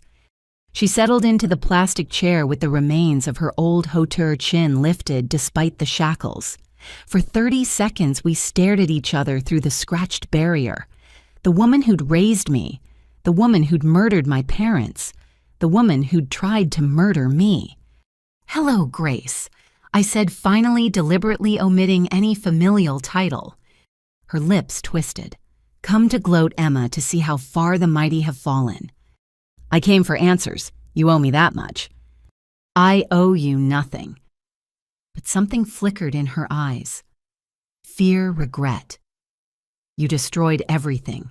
My reputation, my family, my life's work. Your life's work was built on the bodies of innocent people. My parents, the other children's parents. How many, Grace? How many did you kill?" She leaned back, studying me with the calculating look I remembered from childhood. "Does it matter? They're dead. You're alive, though that wasn't supposed to last much longer. Tell me about the soup." Her facade cracked slightly. "What soup?" "The homemade soup you brought me in the hospital. The one with enough arsenic to kill a horse. Did you really think you'd get away with poisoning me in a building full of medical professionals? It would have worked if that stupid roommate hadn't interfered." The words came out before she could stop them. Her lawyer would have been appalled. "So you admit it. First the champagne bottle, then the poison. How many other ways did you plan to kill me?" Grace's composure finally shattered. "You want to know the truth, fine. You were never supposed to live past 30. The plan was always to wait until you'd built up enough assets, then arrange an accident. But you just kept succeeding, kept growing your wealth. 200,000 turned into a condo worth 700,000. Do you know how much debt Marcus accumulated while you were playing tech princess? That's not my fault." "Isn't it?" She leaned forward, eyes wild. "You had everything. Intelligence, drive, success. Everything I tried to beat out of you just made you stronger. While Marcus, my real son, my blood struggled with everything. It wasn't fair. Fair you murdered my parents when I was 2 years old. You stole my life, my name, my inheritance. And you talked to me about fair. Your parents were weak, rich brats who inherited everything and contributed nothing. We worked for what we had. We deserved that money more than some trust fund baby. So you killed them." "Harold killed them. I just facilitated. Suggested the location, the method. He was always good with cars." She smiled, a terrible expression. They never saw it coming. Too busy cooing over you in the back seat to notice the truck until it was too late. My stomach churned, but I kept my face neutral. This was being recorded. Every word was evidence. And then you took me from the hospital. Castellano handled that part. Brilliant man, no conscience whatsoever. He had nurses on his payroll documents ready to go. You disappeared from one system and appeared in another clean as could be. Bernadette Mitchell, beloved adopted daughter. Beloved? I couldn't hide my disbelief. At first, yes. You were such a beautiful child. Everyone commented on it. I thought I could love you like my own. But then you started looking exactly like her. Louise. That same stubborn chin, those eyes that saw too much. Every day you grew more like the woman I'd eliminated, and I realized what a mistake I'd made. So you tried to break me. I tried to make you useful, obedient, grateful. Instead, you became everything Marcus should have been. Do you know how infuriating it was, watching you excel while my actual child failed? You were supposed to be the servant, not the star. Is that why you told him about the forged deed, gave him hope he could take what I'd earned? He deserved something from you, some compensation for how you'd overshadowed him all these years. Grace's chains rattled as she gestured. That condo should have been his, would have been if you'd just played along. Like the 10 other children whose families you destroyed, did they play along? Her face went carefully blank. I don't know what you're talking about. Jonathan Whitman died in a skiing accident that you arranged. Patricia Morse confessed to providing the drugs that caused his heart to stop on that mountain. Grace shrugged. Skiing is dangerous. Anna Rodriguez fell from her apartment balcony at 21. Her adoptive parents inherited $3 million. People fall. Should I continue? Because I have the whole list. Every murder you facilitated, every life you ended for money. Castellano kept impeccable records. Castellano is dead. His records aren't. Neither is his secretary, who's been very chatty with the FBI. She has recordings, Grace, of you ordering hits, discussing payment, laughing about grieving families. For the first time, real fear flickered across her face. That's impossible. I was always careful. Not careful enough. You got arrogant, sloppy. Thought your money and connections would always protect you. But here's the thing about killing parents and stealing their children. Eventually, one of those children grows up and fights back. You think you've won? Grace leaned forward, pressing against the glass. You have no idea what you've started. There are others out there, people with more to lose than me. They'll come for you. Let them come. I'm not a scared 2-year-old anymore. I'm Emma Thornton, and I have my parents' fortune, the FBI's protection, and the truth on my side. The truth? She laughed bitterly. You want more truth. Your precious parents weren't saints. David was investigating our charity, threatening to expose some creative accounting. They were going to ruin us over a few $1,000s in misallocated funds. We had to act. So you murdered them for trying to expose your fraud. How is that better? It's practical. Something you learned from me, whether you admit it or not. That ruthless streak that made you successful, that came from being raised by wolves' little girl. We made you who you are. No. I stood preparing to leave. Louise and David Thornton made me who I am. Their love in those first 2 years, their legacy, their blood. You tried to destroy that, but you failed. All you did was teach me how to recognize evil and fight it. Emma, Grace called as I turned away. When they give me the death penalty, will you come watch? I paused at the door. No, you'll die alone, forgotten, while the children you orphaned use their reclaimed inheritances to help others. Your legacy will be nothing but a cautionary tale about greed and cruelty. The last thing I heard was her screaming, wordless rage echoing off concrete walls. The guard at the desk looked concerned. You okay, miss? That sounded rough. I'm perfect, I said, meaning it. She can't hurt anyone anymore. Outside, Agent Kim waited by a black SUV. "Did you get what you needed?" She confessed to facilitating my parents' murder and poisoning me in the hospital. It's all on tape. That's huge. With her confession and Harold's testimony, she's looking at multiple life sentences, maybe even federal death penalty. As we drove away, I thought about Grace's claim that she'd made me who I was. There was a grain of truth there. Her cruelty had forged my strength. Her greed had taught me the value of honest work. Her hatred had shown me the importance of choosing love. But she was wrong about one thing. I wasn't who I was because of her. I was who I was in spite of her, and that made all the difference. My phone buzzed with a text from Marcus. "Watched Mom on the jail cam. Thank you for facing her. I couldn't have done it." Maybe there was hope for him after all. Prison had a way of clarifying what really mattered. For Marcus, that seemed to be finally seeing Grace for the monster she was and choosing to be better. The war wasn't over. Grace's warning about others coming for me was probably true, but I'd faced the woman who'd haunted my nightmares for 30 years and walked away stronger. Whatever came next, I was ready. The Washington State Federal Courthouse buzzed with activity as the most complex criminal case in Pacific Northwest history prepared for trial. I sat in a secure conference room with the prosecution team, surrounded by evidence boxes that told the story of 30 years of murder, fraud, and stolen lives. "We have a problem," Ada Winters announced, entering with a grim expression. "Harold Mitchell attempted suicide in his cell last night." My coffee cup paused halfway to my lips. "Is he alive, under psychiatric watch? But his lawyer is arguing he's mentally incompetent to stand trial." She dropped a stack of papers on the table. "However, we have good news too. Stephanie Huang wants to make a deal." Agent Kim pulled up a video on her laptop.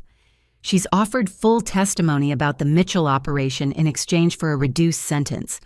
Watch this. The screen showed Stephanie in an interrogation room, her previous polish replaced by desperation. "I have recordings," she was saying. "Grace trained me personally. She taught me how to forge documents, how to identify vulnerable targets, how to make murders look accidental. I recorded everything as insurance." "How many recordings?" the interrogator asked. "Dozens, including her discussing Emma Thornton's parents planning the hospital poisoning and—" Stephanie paused. "And coordinating with other families in the network. The Mitchells weren't working alone." My hands clenched. "She has Grace on tape planning my parents' murder." "Not the original murder," Agent Kim clarified, "but discussing it after the fact, including details only the killer would know. Combined with Harold's confession, it's damning." David Brennan spread crime scene photos across the table. "We need to prepare you for what's coming, Emma. The defense will try to destroy your credibility, paint you as a bitter daughter seeking revenge. They'll bring up every mistake you've ever made. What mistakes I've lived like a nun trying to earn their approval." "That's the point. They'll have to invent controversies. Claim you were difficult, ungrateful, possibly violent. Grace has already filed a countersuit claiming you assaulted her at the party." She hit me with a champagne bottle. "On video, thankfully, but be prepared for character assassination. It's their only strategy." Over the following weeks, I worked with the prosecution team to build an unshakable case. We had financial records showing systematic theft from my trust fund, medical records proving the insurance physical was fraudulent, testimony from 19 other stolen children, now adults who discovered their true identities. The most powerful evidence came from Marcus's storage unit. Along with the promised photos and videos of my parents, Grace had kept detailed journals. Like a serial killer collecting trophies, she documented every crime, every success, every moment of my suffering. One entry dated on my 16th birthday read, "Emma scored perfect on her SATs. If she wasn't so useful for maintaining our charity reputation, I'd have dealt with her years ago. Perhaps a car accident like her parents. Poetic justice." Reading those words in her precise handwriting made my skin crawl. She'd been planning my death for half my life. The videos of my parents were harder to process. David Thornton reading me bedtime stories, his voice warm and patient. Louise singing lullabies, kissing my forehead, telling me she loved me to the moon and back. 2 years of perfect love before Grace's greed destroyed everything. "We'll play these for the jury," ADA Winters said softly. "They need to see what was stolen from you." 3 days before the trial, another breakthrough. The FBI arrested Dr. Patricia Morse's former partner, Dr. James Caldwell. He'd helped fake medical records for 8 of the stolen children and was eager to testify in exchange for leniency. "Grace Mitchell ran the tightest criminal organization I've ever seen," he told investigators. "She had judges, cops, social workers, doctors, all on payroll. If someone threatened to talk, they had accidents. I kept quiet for 20 years out of pure fear." His testimony revealed 12 more murders we hadn't connected to the adoption ring. Witnesses who'd asked too many questions, a nurse who'd grown a conscience, a private investigator who'd gotten too close to the truth. "The body count keeps rising," Agent Kim said during our final pre-trial meeting. "We're now looking at 26 confirmed murders over 3 decades. The Mitchells make most serial killers look amateur." The night before opening statements, I couldn't sleep. Tomorrow I'd face Grace again, this time in a courtroom packed with media and other victims. The woman who'd raised me, tortured me, tried to kill me, would finally face justice. My phone rang at 3 a.m. Jennifer. "Emma, I'm sorry to call so late, but you need to know. Rebecca Valdez was attacked tonight. Someone tried to push her in front of a subway train in San Francisco." My blood froze. "Is she okay?" "Shaken, but unharmed. A bystander grabbed her just in time. But Emma, the attacker, had a list, names and addresses of all the stolen children testifying." Grace's warning echoed in my mind. There are others out there, people with more to lose than me. "The FBI is increasing security for all witnesses," Jennifer continued. "You'll have a full protective detail at the trial, but be careful. This isn't over." I stood at my window watching the city lights reflect on the water.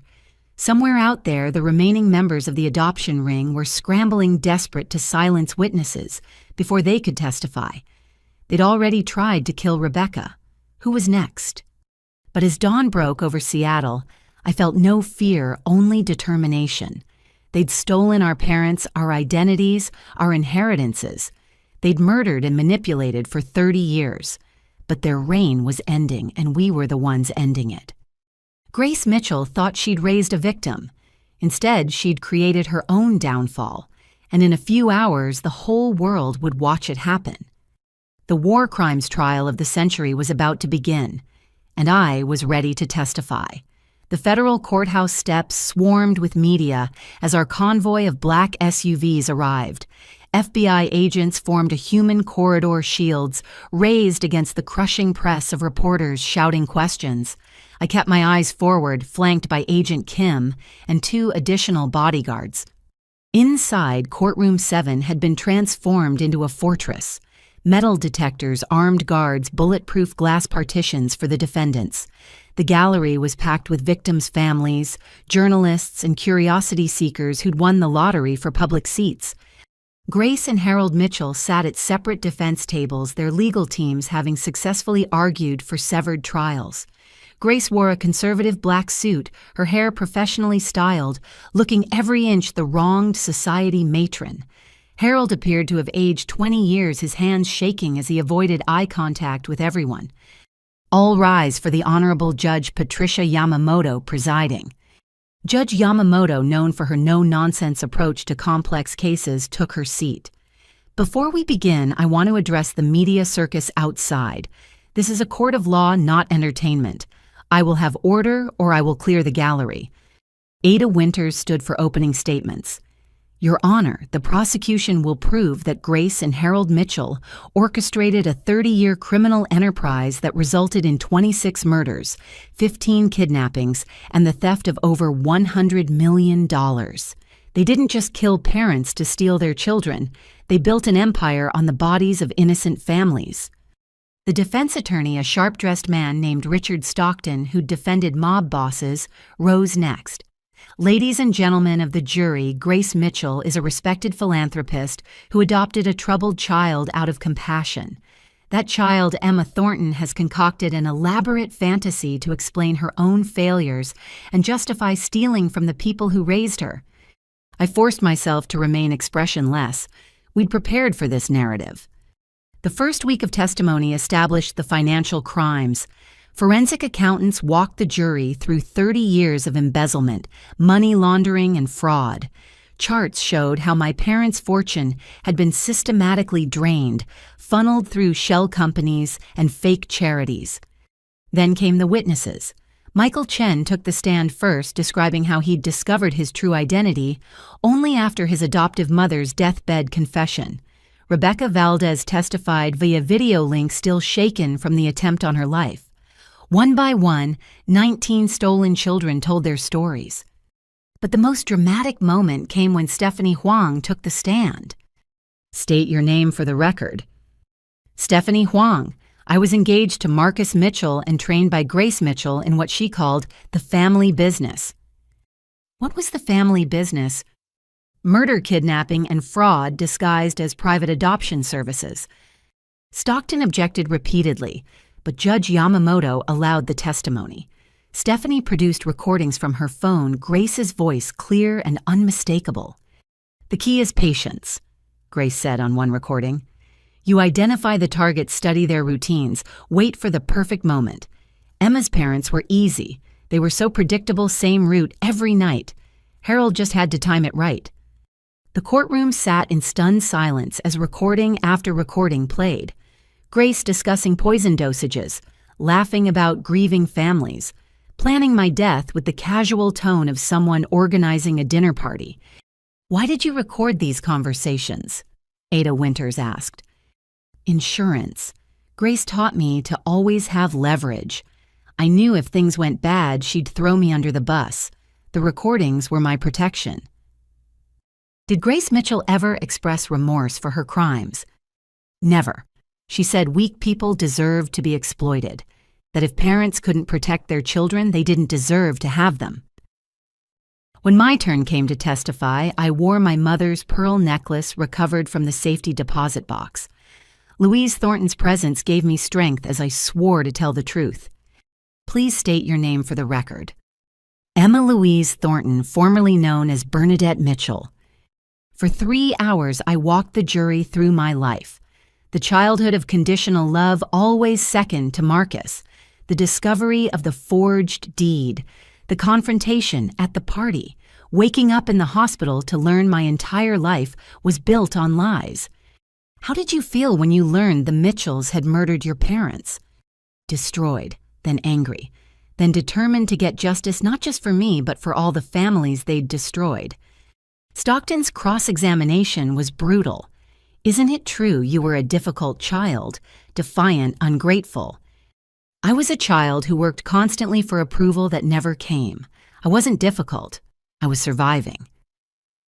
You claim Grace Mitchell tried to poison you in the hospital. Do you have any proof besides your word? The arsenic found in the soup she brought me. The security footage of her entering my room. Her confession to me at the detention center, which was recorded. Ah, yes, the jailhouse visit. Tell me, Miss Thornton, or should I say Miss Mitchell, how much money do you stand to inherit if Grace Mitchell is convicted? I don't want their money. I want justice for my murdered parents. But you will inherit, won't you? The civil suits alone could net you millions. Any money recovered will go to a foundation for the other victims. I have my parents' inheritance. I don't need blood money. The breaking point came on day 12. Harold Mitchell, against his lawyer's advice, decided to testify. Whether from guilt fear or a desperate bid for leniency, he took the stand. Mr. Mitchell. His own attorney began carefully. Tell us about the night of March 20th, 32 years ago. Harold's voice came out as barely a whisper. Grace had been planning it for months. She knew the Thorntons' routine, knew that curve had no guardrails. I was supposed to just tap their bumper, make them swerve, damage the car. But what Mr. Mitchell... But Grace had tampered with my truck. Weighted the front, reinforced the bumper. When I hit them, it wasn't a tap. It was like hitting them with a battering ram. Their car went straight over the cliff. Gasps echoed through the gallery. Even Grace's carefully controlled expression cracked. "I wanted to call for help," Harold continued, tears streaming. But Grace was there in seconds. She'd followed in another car. She looked over the edge, saw they were still alive, and she made me leave them, said it was cleaner this way. What about the child, Emma?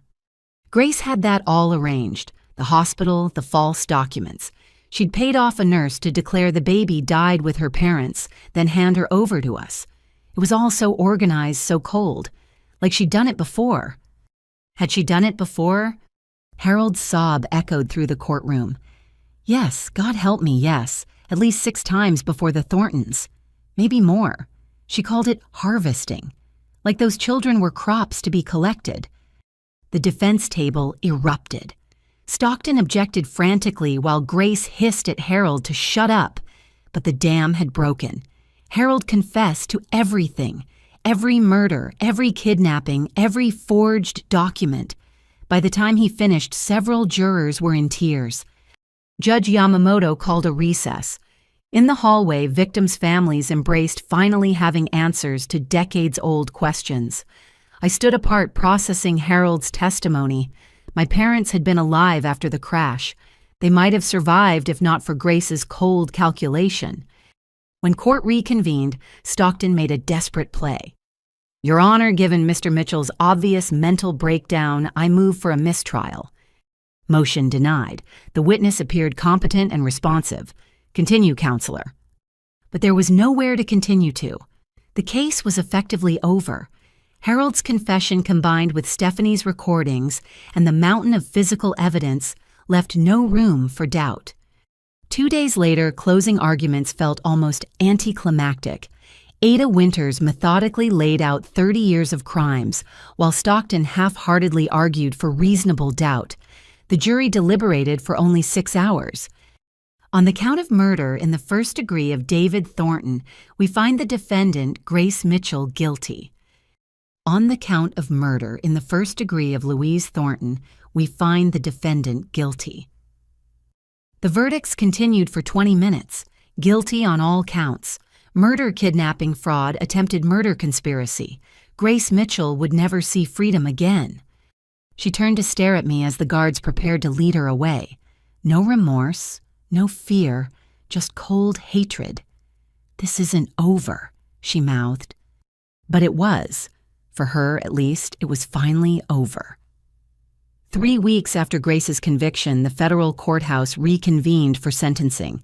The building bristled with even tighter security following 2 attempts on witnesses' lives, both thwarted by FBI intervention. I sat in the front row of the gallery, surrounded by fellow survivors, who'd become an unexpected family bound by shared trauma. Judge Yamamoto entered with a thick folder, her expression grave. Before we proceed with sentencing, the court has received additional evidence that requires addressing. Ada Winters stood. Your Honor, based on information provided by Marcus Mitchell, we've uncovered evidence of 12 additional murders across Washington, Oregon, and California. The victims were biological relatives of stolen children who asked too many questions. The gallery erupted in whispers. 12 more families destroyed. Furthermore, Winters continued, we've arrested 8 more conspirators, including 2 sitting judges and a state senator. The Mitchell crime network was more extensive than anyone imagined. Grace sat unmoved at the defense table, her orange jumpsuit a stark contrast to her former elegance. Harold at a separate table seemed to shrink with each revelation. We'll proceed with sentencing based on current convictions, Judge Yamamoto decided. Additional charges can be filed separately. Grace Mitchell, please rise. Grace stood with the same imperious posture she'd used at charity galas chin high, refusing to show weakness. Grace Mitchell, you have been convicted of 26 counts of murder in the first degree, 15 counts of kidnapping, 37 counts of fraud exceeding $10 million, and conspiracy to commit murder for hire. The depravity of your crimes is almost beyond comprehension. You didn't just murder parents and steal their children. You raised those children while systematically destroying their inheritances and planning their eventual deaths. The judge's voice hardened. You showed no mercy to your victims, and this court shows none to you. For the murders of David and Louise Thornton, I sentence you to death by lethal injection." A collective gasp filled the room. Washington state rarely imposed capital punishment. For the remaining murders, consecutive life sentences without possibility of parole. For the kidnapping and fraud charges, an additional 900 years. You will never again walk free among decent people. Grace's composure finally cracked. "You can't do this. I'm a philanthropist. I've helped hundreds of children." "You've destroyed hundreds of children," Judge Yamamoto corrected. "Remove the defendant." As guards dragged Grace away, she screamed obscenities, her mask of refinement finally shattered completely. The woman who'd terrorized families for 3 decades was reduced to incoherent rage. "Harold Mitchell, please rise." Harold stood on shaking legs, supported by his attorney. "Mr. Mitchell, your cooperation has been noted. However, it does not erase your willing participation in these crimes. For the murders of David and Louise Thornton, I sentence you to life in prison with the possibility of parole after 40 years. For the remaining charges, an additional 60 years to be served concurrently." Harold collapsed back into his chair, sobbing. At 71, 40 years meant he'd die in prison. But it was more mercy than he'd shown my parents on that cliff 32 years ago. Marcus's sentencing came next. He'd been transferred from federal custody looking gaunt but clear-eyed. Prison had stripped away his boyish charm, leaving something rawer, more honest. "Marcus Mitchell, your cooperation has been invaluable in exposing this criminal network. You've provided evidence leading to dozens of arrests and the recovery of millions in stolen funds. However, you actively participated in fraud, forgery, and conspiracy to commit murder." Marcus nodded, accepting responsibility in a way I'd never seen before. "Taking into account your cooperation and genuine remorse, I sentence you to 8 years in federal prison with possibility of early release after 5 years conditional on continued cooperation. Additionally, you're ordered to pay restitution of $2 million to the Victims Fund." "I understand, Your Honor," Marcus said quietly. "I'm sorry, Emma, for everything." It was the first time he'd apologized without expecting something in return. The individual trials of other conspirators would continue for months, but the main event was over. As we filed out of the courtroom, reporters swarmed, wanting reactions, quotes, tears. But I had somewhere more important to be. Pine Grove Cemetery sat on a hill overlooking Puget Sound. For the first time in 30 years, I stood at my parents' graves. David and Louise Thornton, beloved parents taken too soon. Fresh flowers covered the restored headstones placed by strangers who'd heard our story and wanted to pay respects. "Hi, Mom. Hi, Dad." The words felt strange but right. "I'm Emma, your daughter. I'm so sorry it took me this long to find you." I told them everything. About the life stolen from us, the years with the Mitchells, the fight for justice. About the foundation I was creating with the recovered funds to help other stolen children find their identities. About the good that would come from their sacrifice. "Grace is going to die for what she did to you," I said finally. "It doesn't bring you back, but maybe you can rest easier, knowing she'll never hurt another family." Other survivors joined me. Michael Chen at his parents' graves in California via video call. Rebecca Valdez at a memorial she'd created since her parents' bodies were never found. We were connected across distances, united in grief and determination. That evening back in my condo, I opened a package from Marcus. Inside was a USB drive and a letter in his shaky handwriting. "Emma, I found these hidden in Mom's personal safe. Videos she took of you during those first months after they brought you home, before she started hating you. I thought you should have them. Maybe there was a moment, however brief, when we were a real family. I'm sorry I wasn't the brother you deserved. Marcus." I plugged in the drive with trembling hands.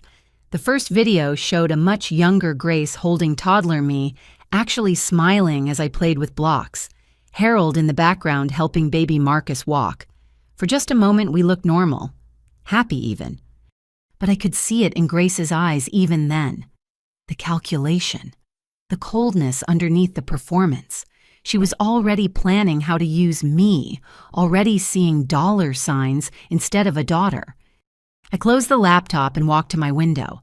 The sun was setting over Elliott Bay, painting the water gold. Somewhere out there, more conspirators were being arrested. More stolen children were learning their true identities. More families were finding closure. The Mitchells had thought they were building a criminal empire. Instead, they'd created an army of survivors determined to seek justice. Grace would die alone in a concrete cell, while we would live surrounded by chosen family, bonded by truth, stronger than blood. My phone buzzed with a text from Agent Kim. Just arrested the last known member of the network. It's over, Emma. It's finally over.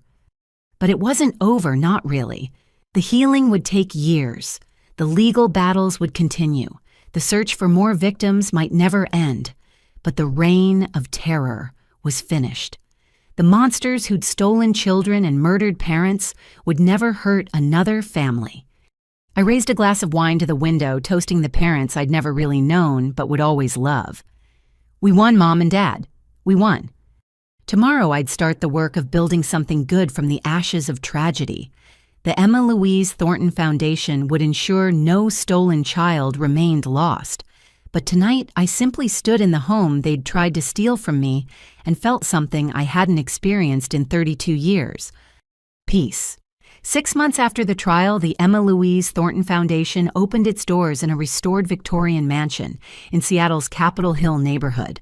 The building, purchased with recovered funds from the Mitchell crime network, buzzed with activity as counselors, investigators, and advocates prepared to help families torn apart by illegal adoptions. We have 17 active cases already, Jennifer informed me as we walked through the freshly painted halls. She'd left her law firm to become the foundation's legal director. 3 confirmed illegal adoptions in Idaho, 2 in Montana, and the rest scattered across the West Coast. In the conference room, Michael Chen led a support group for adult stolen children. Through the glass door, I could see 8 people sharing stories, tissues, passing hand to hand. Rebecca Valdez participated via video screen from San Francisco, where she was establishing a sister branch of the foundation. The ripples keep spreading, I said. Every case we solve leads to 2 more. My phone rang. Agent Kim, now our liaison with federal law enforcement. Emma, we have a situation. There's a woman in Portland claiming her daughter was stolen 25 years ago. The details match our pattern, but there's a complication. The child was raised by a police chief who's now a state representative. Send me the file. We'll handle it carefully. This was the hardest part, telling successful, seemingly happy adults that their entire lives were built on murdered parents. Not everyone wanted to know the truth. Some preferred the lie.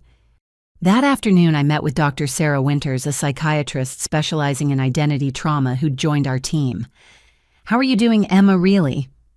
I'd been seeing her since the trial ended, working through 32 years of complex trauma. Better. The nightmares are less frequent. I can look at photos of Grace without panicking. And the guilt, still there. All those years, I tried so hard to earn their love, not knowing they'd killed my parents. Sometimes I feel like I betrayed David and Louise by calling their murderers Mom and Dad. You were a child. You survived the only way you could. Dr. Winters leaned forward. Have you given more thought to the letter? The letter. Marcus had been writing from federal prison, where he'd become a model inmate teaching literacy to other prisoners and working with the FBI to uncover more crimes. He wanted to apologize in person to try building some kind of relationship. I'm not ready, I admitted. Maybe someday, but not yet. That's perfectly valid. Healing happens on your timeline, not anyone else's. That evening, I returned to my condo to find an unexpected visitor. Harold's sister Catherine waited in the lobby. I'd met her once at a family Christmas when I was 12. She'd seemed kind but distant, clearly uncomfortable with the Mitchell family dynamics. Emma, I'm sorry to ambush you. I have something you need to see. We sat in my living room as she pulled out a worn journal. This was my mother's, Harold's mother. She died when he was 19, right before he met Grace. I opened the journal carefully. The entries painted a picture of a gentle young man who loved poetry and wanted to be a teacher. Then Grace appeared in the narrative, and everything changed. "She targeted him," Catherine said quietly. "Harold had inherited a small amount from our parents. Grace saw an opportunity. She was already running small cons, needed a partner with a clean reputation. My brother never stood a chance against her manipulation."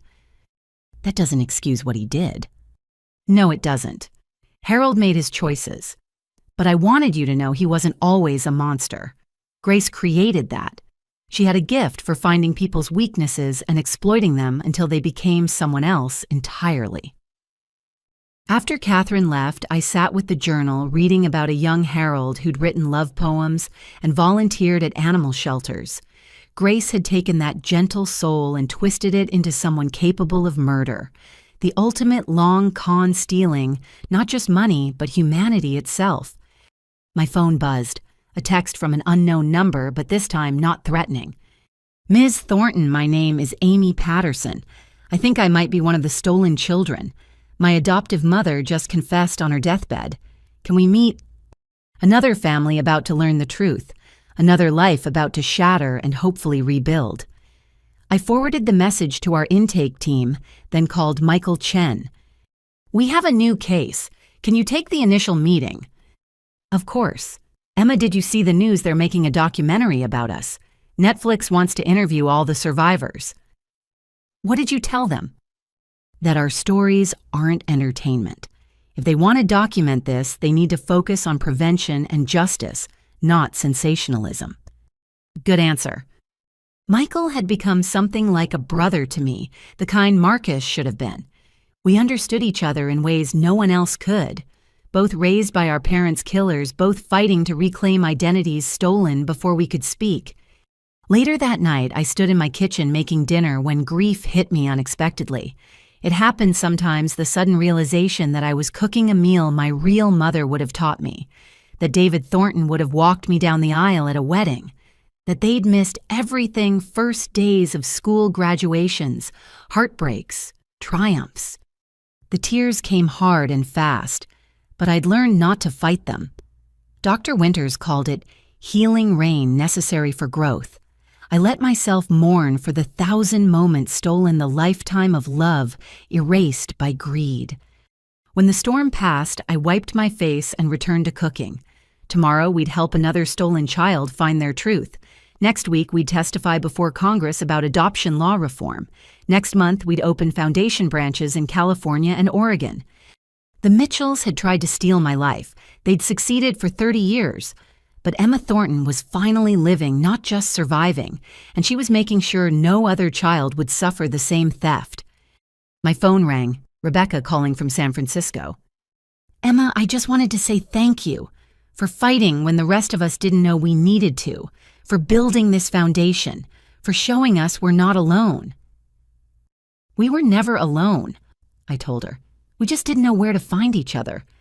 As we talked, sharing updates and small victories, I felt the truth of those words. Grace Mitchell had created a community of survivors without meaning to.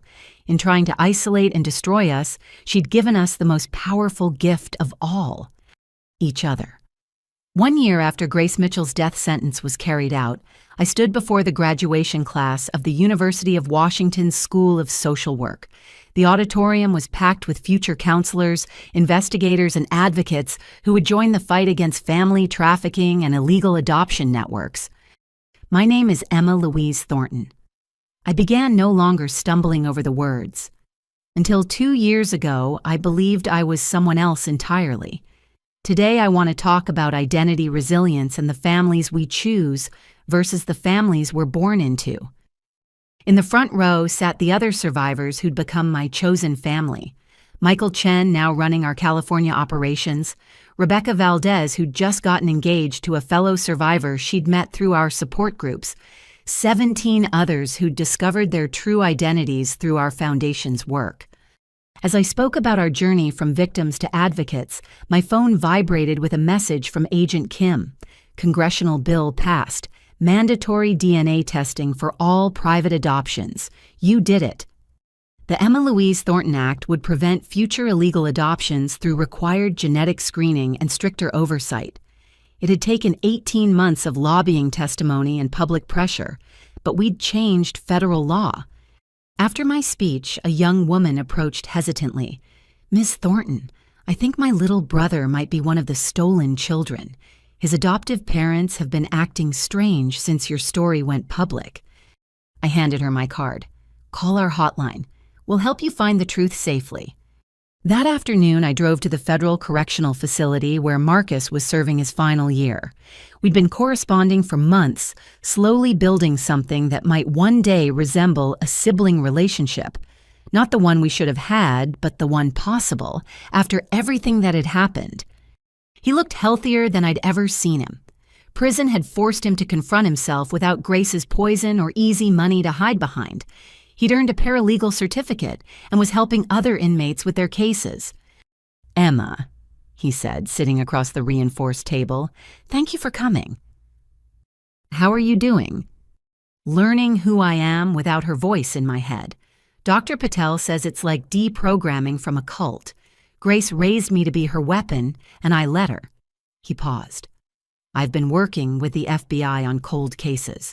Found 3 more murders she might have orchestrated." "That must be hard." "It's necessary. Every family deserves answers." He leaned forward. "I know I can't undo what I did, but when I get out, I want to help. The foundation, I mean. Not for forgiveness or redemption, just to be useful for once." "We'll see," I said carefully. "Trust takes time to rebuild." "I know. I'm willing to earn it." As I left the prison, I thought about second chances and the possibility of change. Marcus would never be the brother I should have had, but maybe he could become the man he should have been. That evening, the foundation hosted its first annual gala at the Seattle Art Museum. 300 supporters gathered to raise funds for our expanding operations.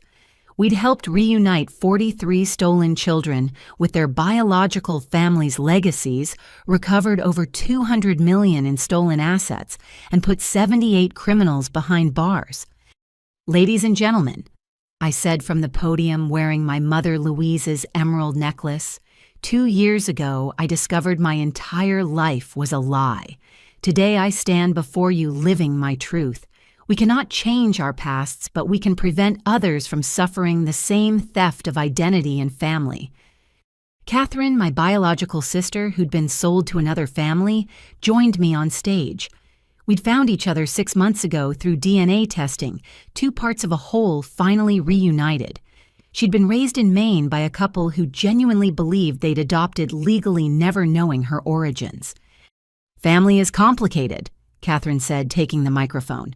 "Sometimes it's blood, sometimes it's choice, sometimes it's the people who help you discover who you really are. Emma and I lost 29 years as sisters, but we're making up for lost time." The crowd erupted in applause as we announced the Foundation's latest initiative, free DNA testing, for anyone who suspected irregular adoption circumstances. In the first week alone, we'd had over 1,000 applications. Harold Mitchell had died in prison 4 months earlier, a heart attack in his cell. He'd left a final letter apologizing to all the families he'd helped destroy. Some found comfort in his remorse. Others, like me, filed it away as too little too late. Stephanie Huang was serving 15 years in federal prison, but had become our most valuable informant. Her detailed knowledge of the network's operations had led to arrests across 6 countries. Even behind bars, she was still trading information for reduced sentences, the ultimate survivor. After the gala, I returned to my condo, now filled with photos of both families. My birth parents, young and vibrant. Catherine and me making up for lost time. The chosen family of survivors who understood my journey. Even one recent photo of Marcus and me, awkward but trying. On my coffee table sat a letter I'd been carrying for weeks, waiting for the right moment to open. It was from Grace Mitchell, written the day before her execution and delivered through her lawyer. Tonight felt like the right time. I poured a glass of wine and opened the envelope with steady hands. "Emma, by the time you read this, I'll be dead." "Good. I'm tired of concrete and fluorescent lights. tired of pretending remorse I don't feel. You want to know the truth? I'm proud of what I built. 30 years of taking from the weak and giving to the strong. Your parents were sheep. All of them were. They deserved what they got for being careless with their treasures. My only regret is not killing you in that hospital. You were supposed to be nothing. Instead, you became everything Marcus couldn't be. The irony isn't lost on me. But here's what you don't understand. I made you. My cruelty forged your strength. My hatred taught you to fight. Without me, you'd have been another trust fund brat. Because of me, you're a warrior.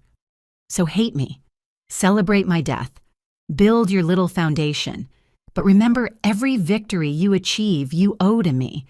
I'm in your blood now, whether you share my DNA or not. See you in hell, Grace.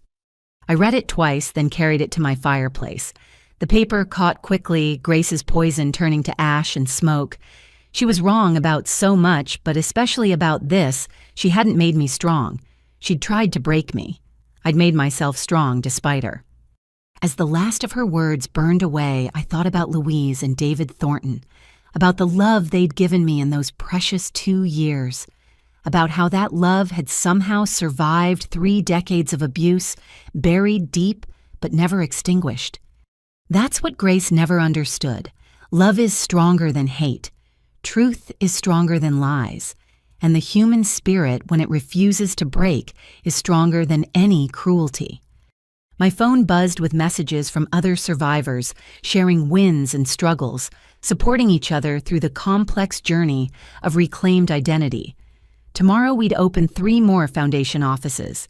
Next month we'd testify at the United Nations about human trafficking through illegal adoption. But tonight I stood in the home they'd tried to steal and felt profound gratitude for survival, for justice, for the strange, painful, beautiful journey that had led me back to myself.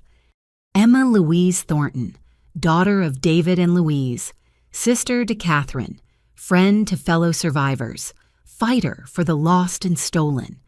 Finally, fully, completely myself. And ready for whatever came next.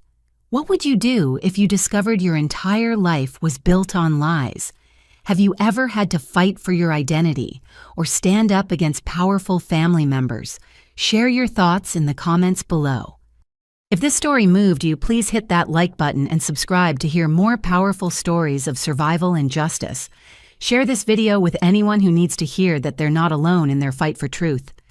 Thank you for joining me on Emma's incredible journey.